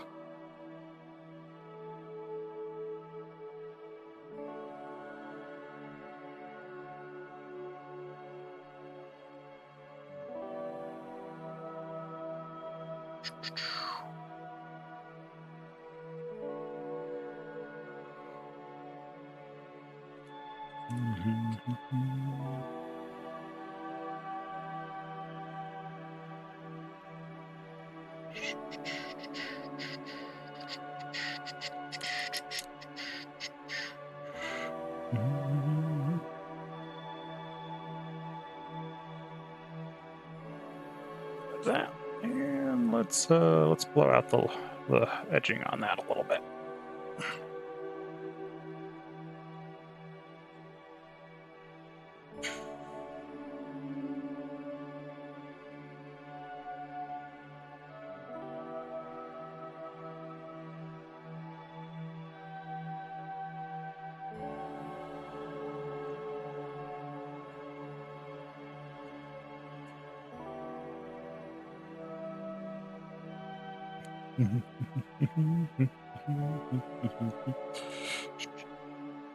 All right, and then I'm going to add an extra layer here. We're going to drop in that very thin pink veil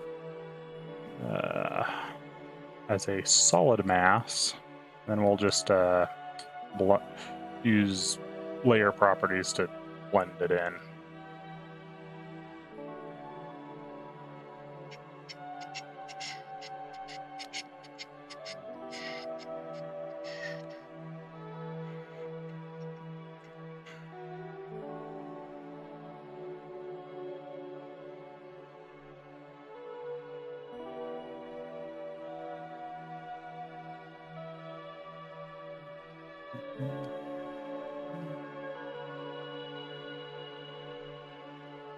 And then let's do another one behind her. Yeah, I'll do a second half behind her and repeat.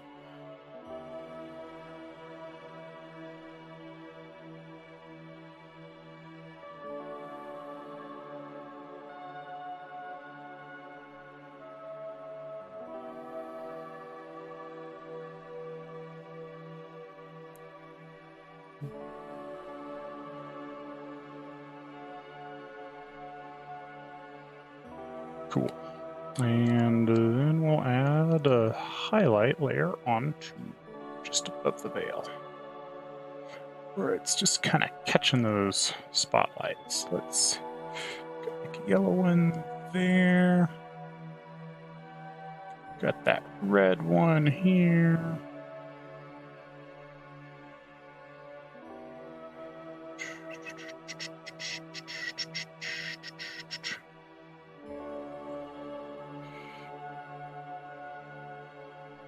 We'll grab that purple one. Let's push a little brighter. First round of wash is done. Going to let it dry before adding Tesseract Glow to the Big Night and Nuln Oil to the stone. Ah, nice, nice. Tell me how it goes.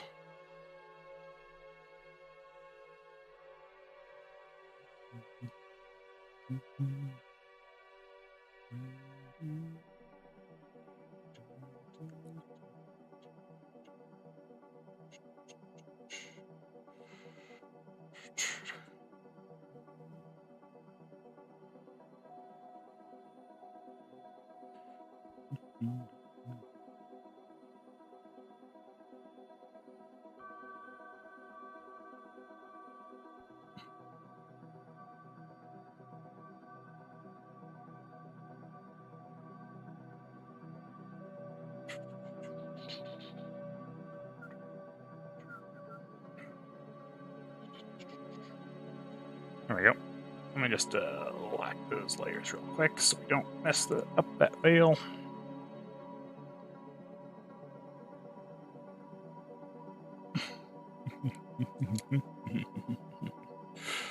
All right, so I think that face is and the face and the veil came out pretty well, I think. So we're pretty much just gonna cruise and do some rough for the rest because it's not gonna matter as much being in the background and all.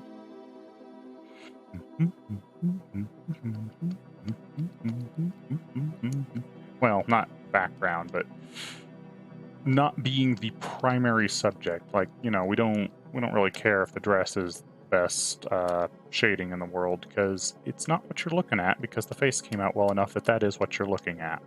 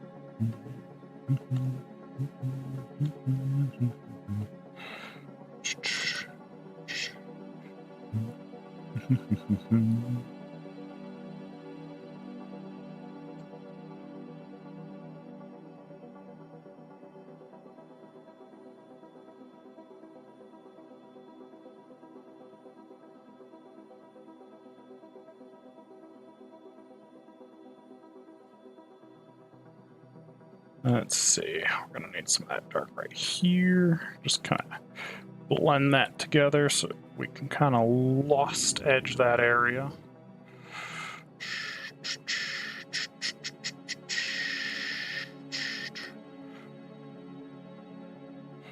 Let's see, I need to take them away.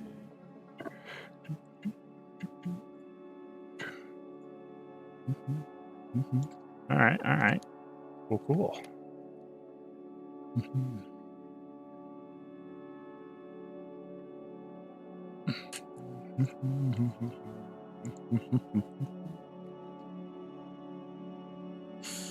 Let's see if we can get some of that pink skin in right here.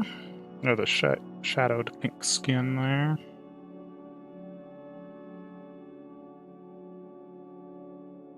That's going to be pretty much completely in shadow there. Add a little bit of the mid semi shadow.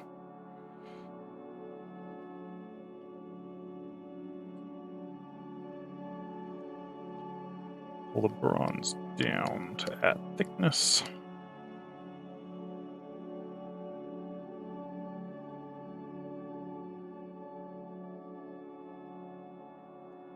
Cool.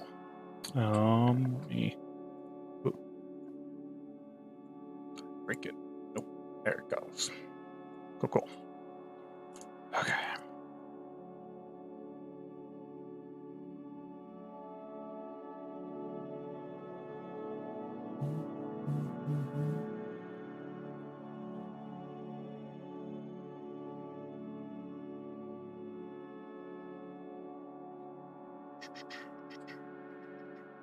Add a little bit of paneling. Help line that up.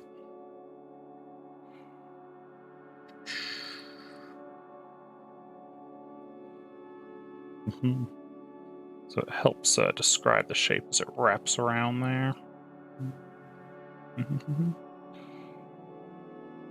Let's pull And a little bit of those bright oranges here so we can kind of start highlighting some of these bronzes. Get some, make them look more like metal.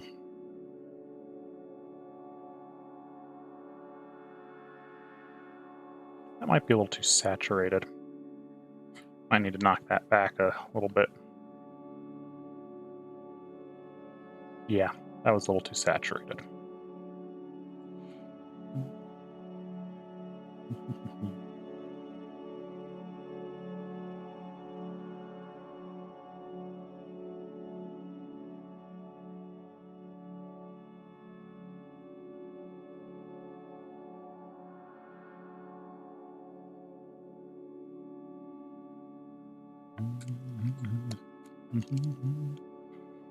Let's clean that edge up a little bit.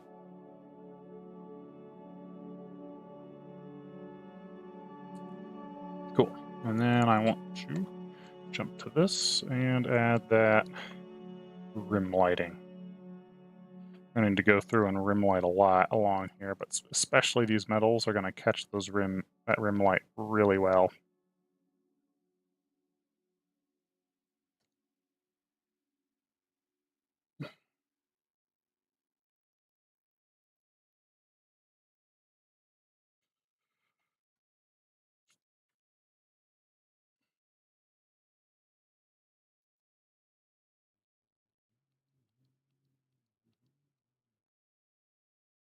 Now the hand is not where the lights are focused in general, so we're probably going to put a whole arm at least in a little bit of shadow. This will also keep attention away from it to a degree.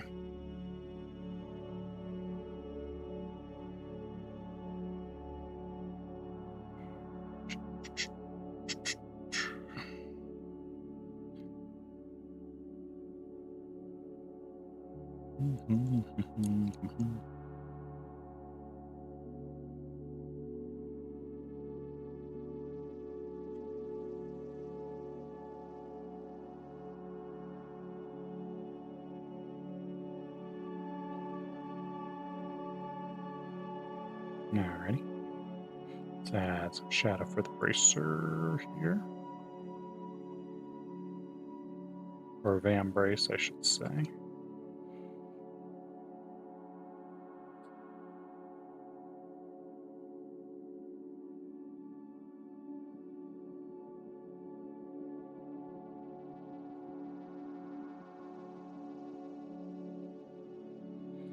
And rim light that.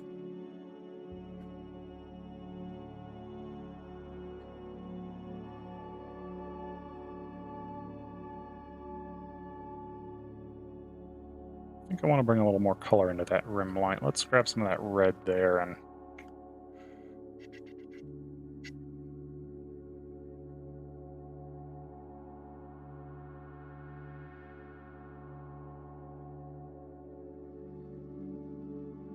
might be a little too saturated. We'll drop it into a pink and try it again. Yeah, that's where we want it.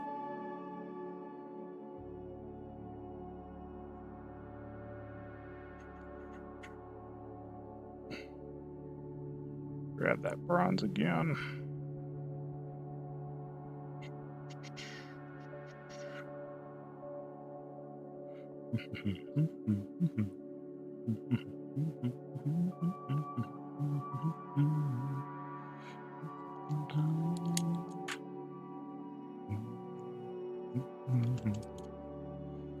Oh. All right. Yeah. Well, so far I think it's coming along quite well. Need to get in and do the other arm still pretty major like, because that's going to be a pretty big factor on how this piece looks at the very end. But outside of that, all the major pieces are just dropping right into place for this to look great.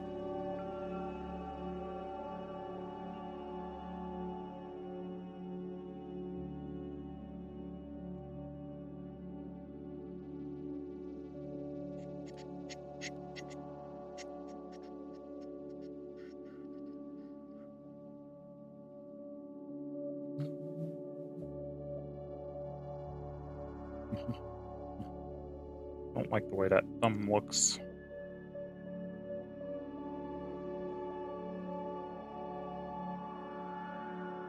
There we go. That's a little better.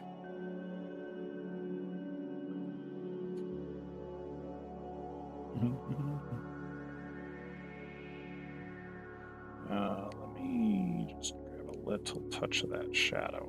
Whole thing, soften the outlines a little bit.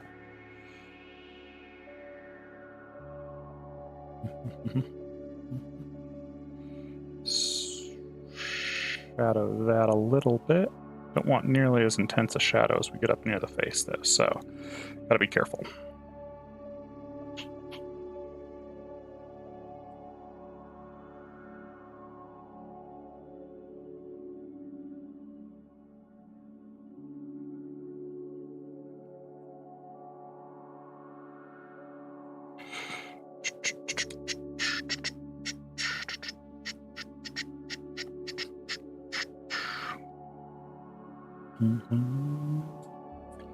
All right. See if we can sharpen up these spikes here a little bit. I have to be real careful with those, like I had mentioned earlier.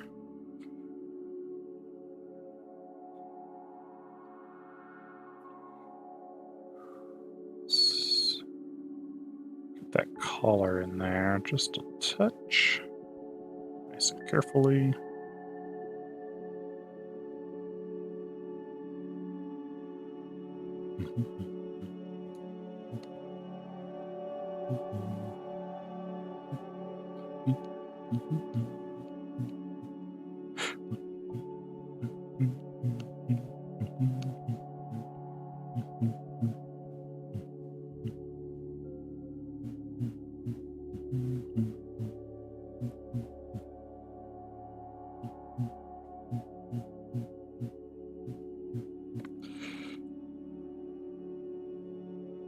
A little bit darker, smooth that right there. Perfect. Smooth this a little bit. Nice. Okay, let's get a little bit of highlight so we can just get the seam where it would catch that light right in there, as leather does.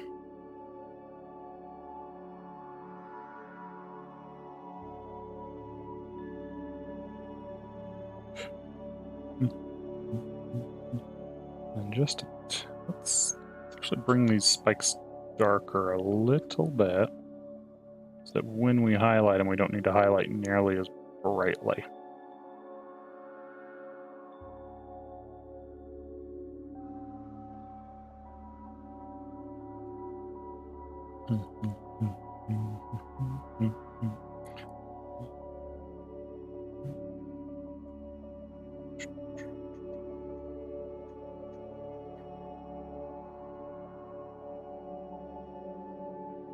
Cool. That gets the general feeling of spikes there.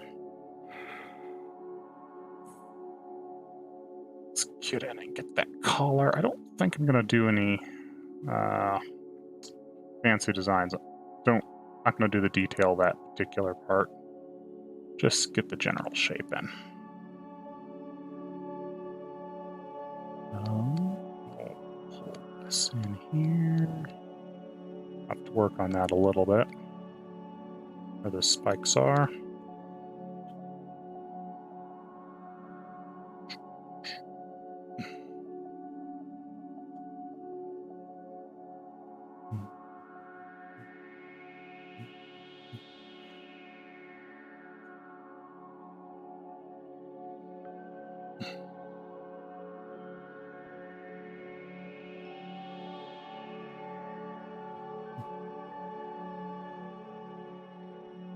There we go. I can see the other spikes pretty good.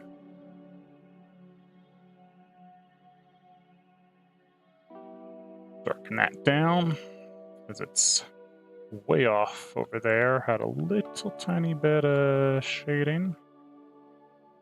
And let's toss in our rim light. I'm gonna do this one in the purple.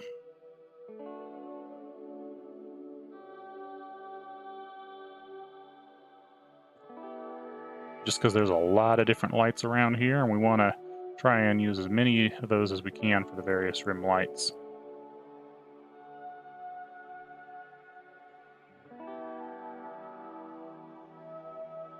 Let's get here. This will probably all be in shadow right here, honestly, so we're just gonna...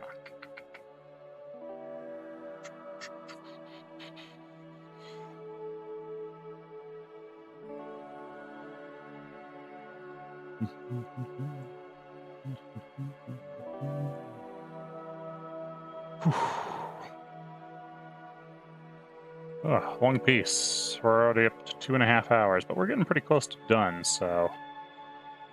Like, we're kind of just cleaning up the last parts that aren't quite right, or rather, rendering the last parts, and just a little bit of not shadow there. Smooth that together.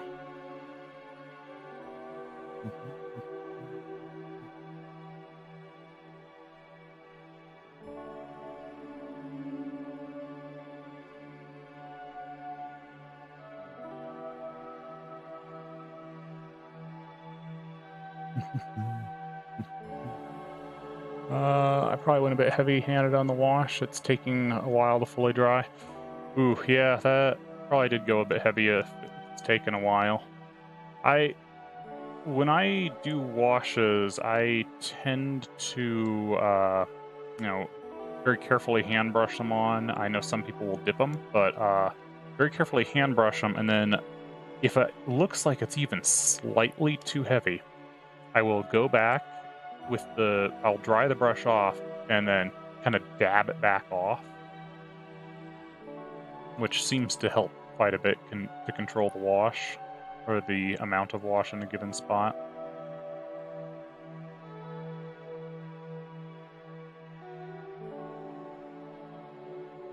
Let's grab that purple.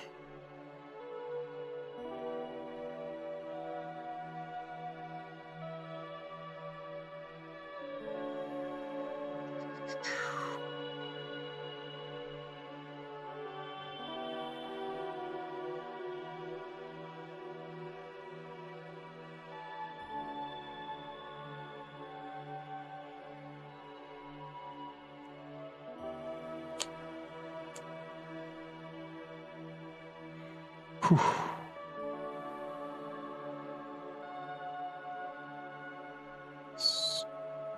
Pull those buttons back into the frame.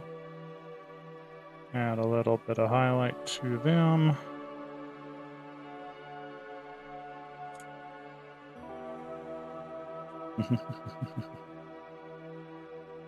Clean up here.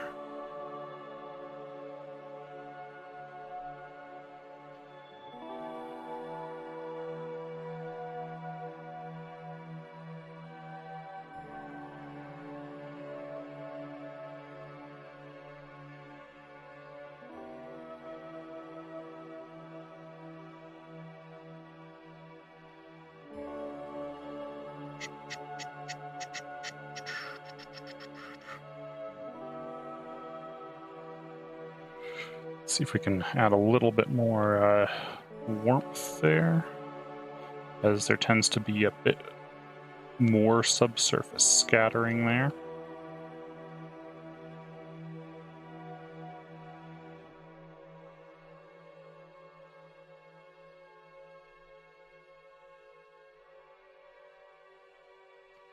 The tissue largely being soft in the area.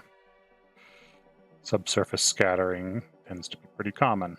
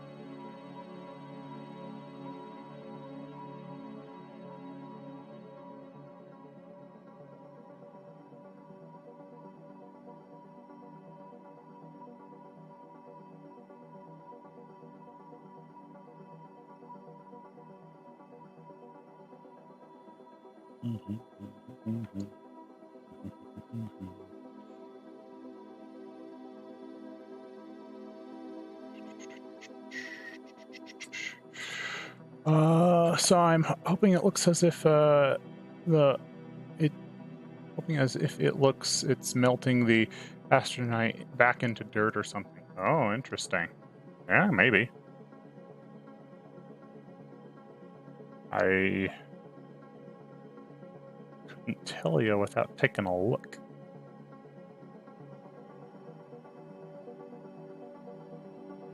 Just catch that red gem there with a little highlight.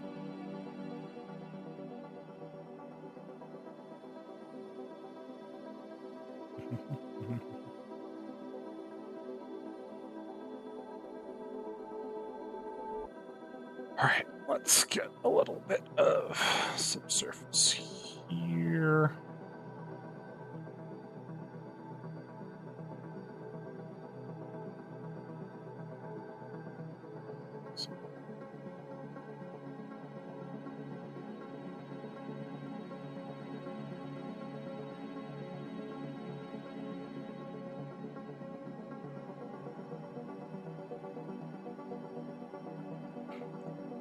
All right, add that strap, which is dark-ish.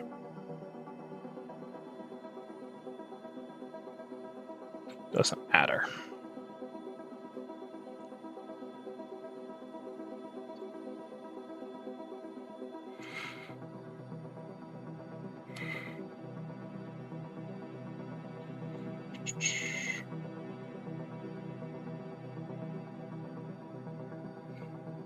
A little bit of highlighting for those.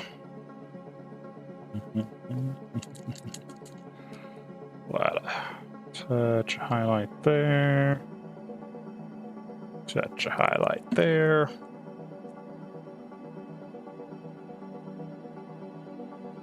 I think we need to change the general shape in here a little bit.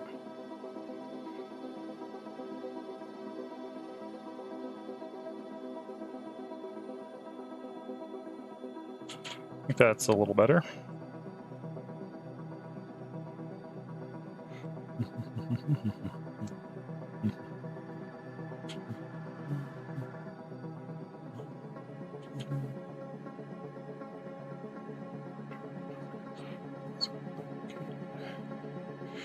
Okay, let's get this hand.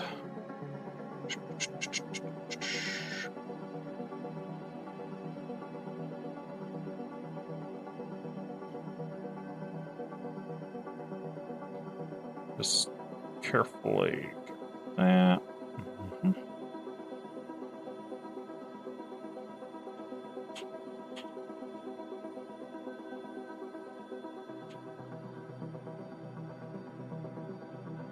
We'll add the highlight to the bronze bit of the microphone.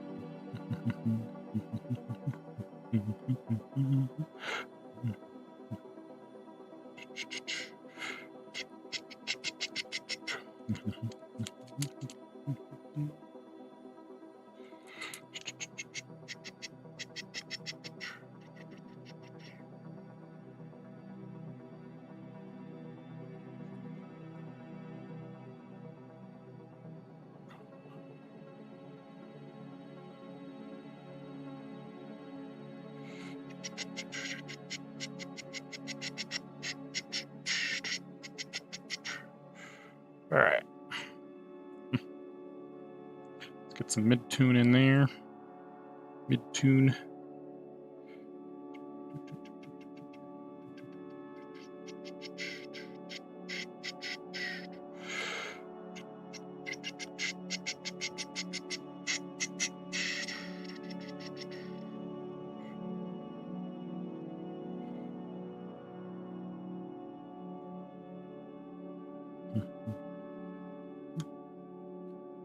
How's that? Maybe a little more smoothing for the top, where it's really gonna catch that light. Thank you. Yeah, I'm pretty happy with it, all things at this point. You know, a little. Probably should smooth that so it's more. There we go.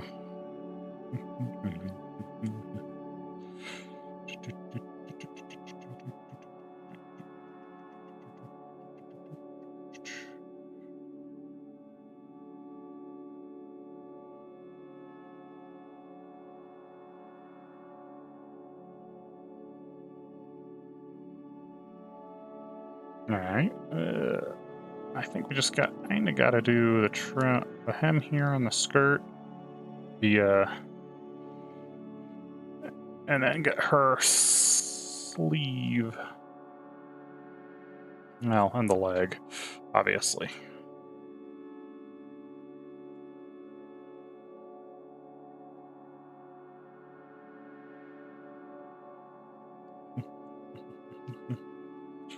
Let's get some of this.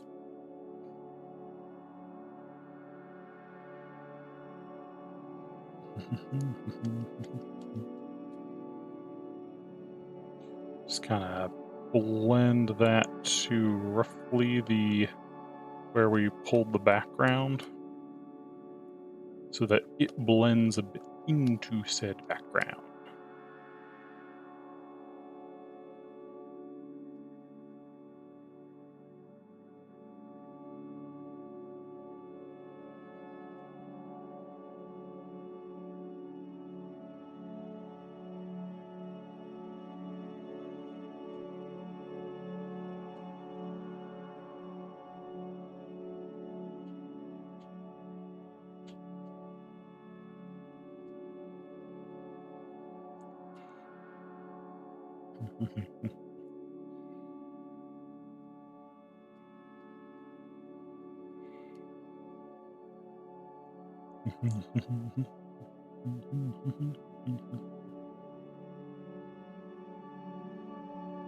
Alright, let's get the underside of this thigh.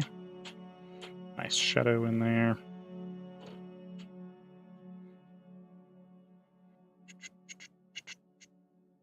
Nice sharp edge there.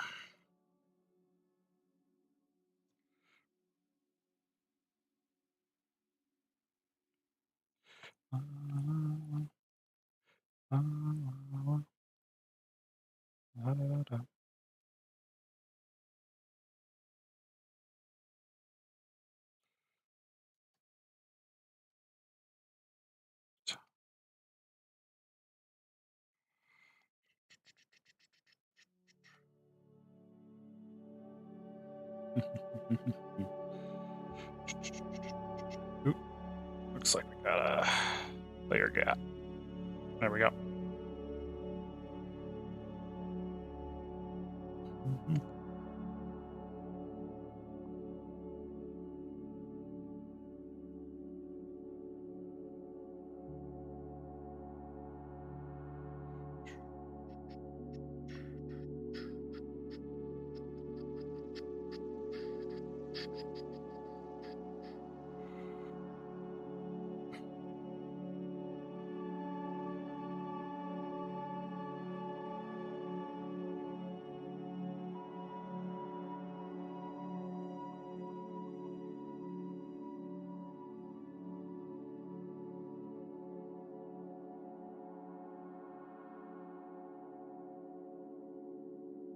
Nice.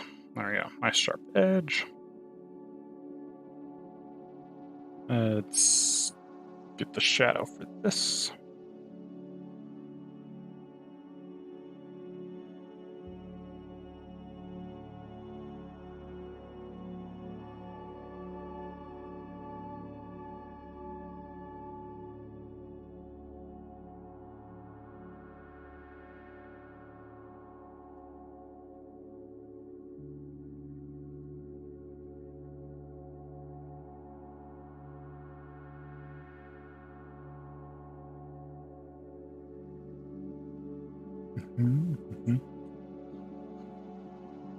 Let's kind of just pull this whole leg a bit into shadow here. Or everything past the knee, rather. So we don't really need high definition here, because it's not where people are needing to be looking.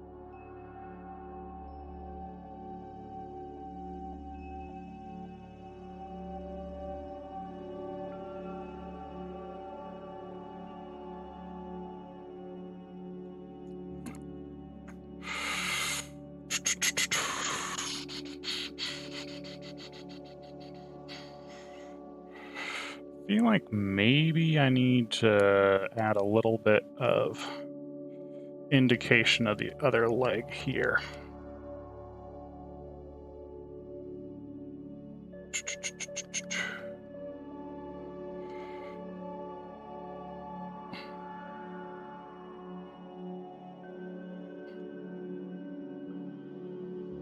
That might be enough. Maybe just a little more.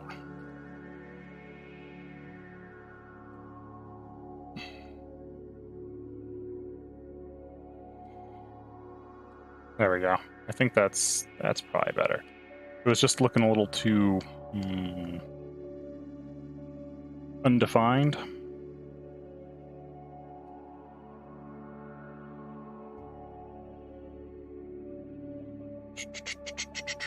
All right, let's get the sleeve in here.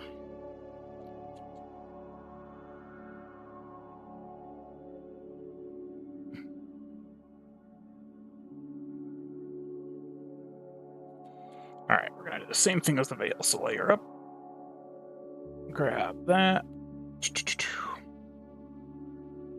Just drawing a nice solid chonk.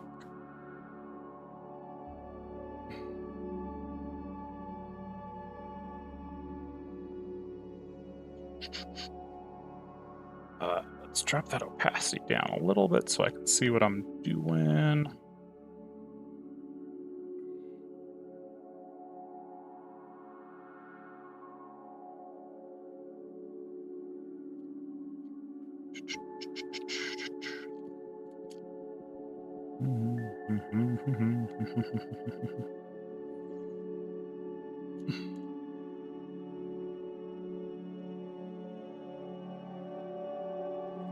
Alright, I think I need to adjust the lightness. There we go.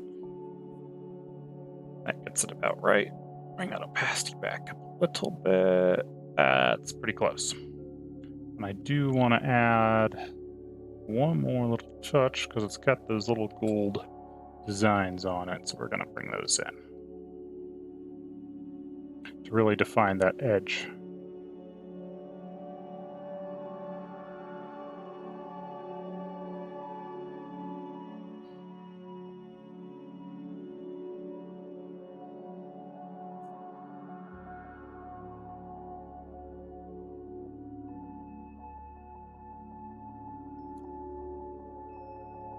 Cool.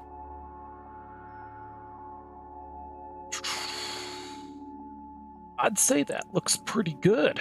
Pretty complete. Maybe a little bit on the belt.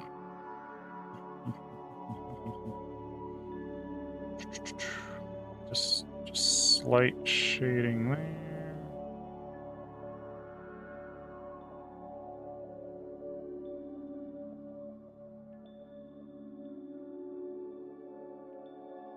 We'll grab that.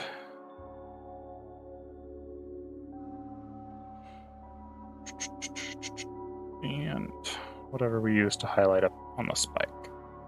There we go. Perfect. All right. Yeah. Thank you guys. I agree with both you, Code, and Hairshoe there.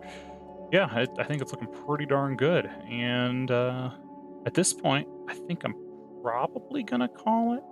Actually, you know what would be great to add? I don't know if I have a brush for it, so we might have to hand draw it. And we're gonna throw an extra layer in at the very, very top. And we're gonna get like super white, yellow colors. We're gonna do like full lens flares off some of these.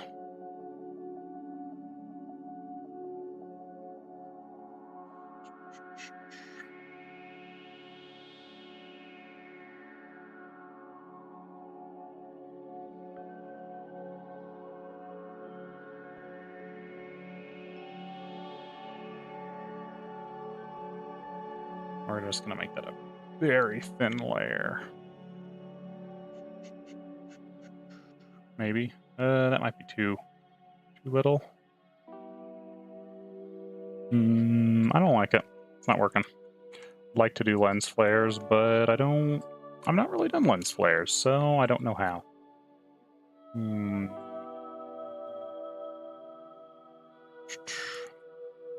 Actually, that might help a little bit if we come into the background here with a big soft brush. Let's add a little bit of smoke feel to some of these.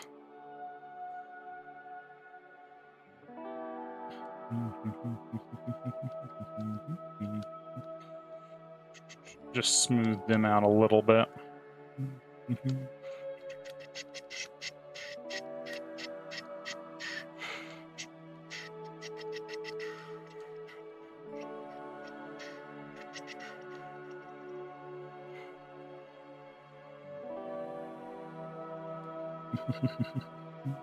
I do want the bright red one to preserve pretty well because it's the one pointing right at her head.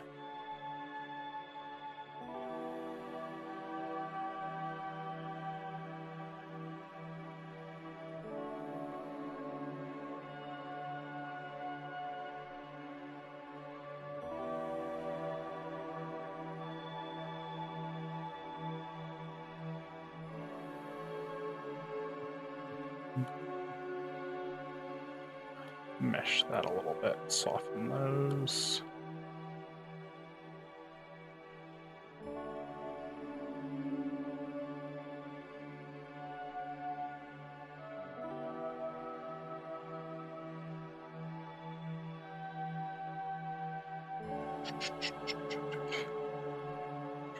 There we go.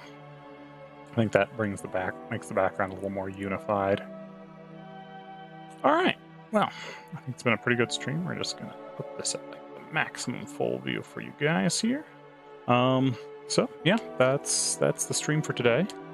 That's our artwork. I think it came out honestly really good. It has a lot of punch. It looks like both very bright spotlights on a very dark stage, which is exactly what I feel right for Callie. So I'm super satisfied with this piece. Wasn't completely sure what I was going to do when I came into this morning, but I'm definitely very, very happy. Anyway, tomorrow morning, because Fridays are always rough for me, so I'll be streaming in the morning. I believe I'm doing Ganyu. We'll just pop the schedule on the screen right now. And anyway, Yeah, so I believe I'm doing a piece of Ganyu is what I have on the schedule, so that'll be fun. And anyway, y'all take care. It's been wonderful having you here. I always appreciate it. Catch you guys later. Have a good one and take care. Take care. Geary out.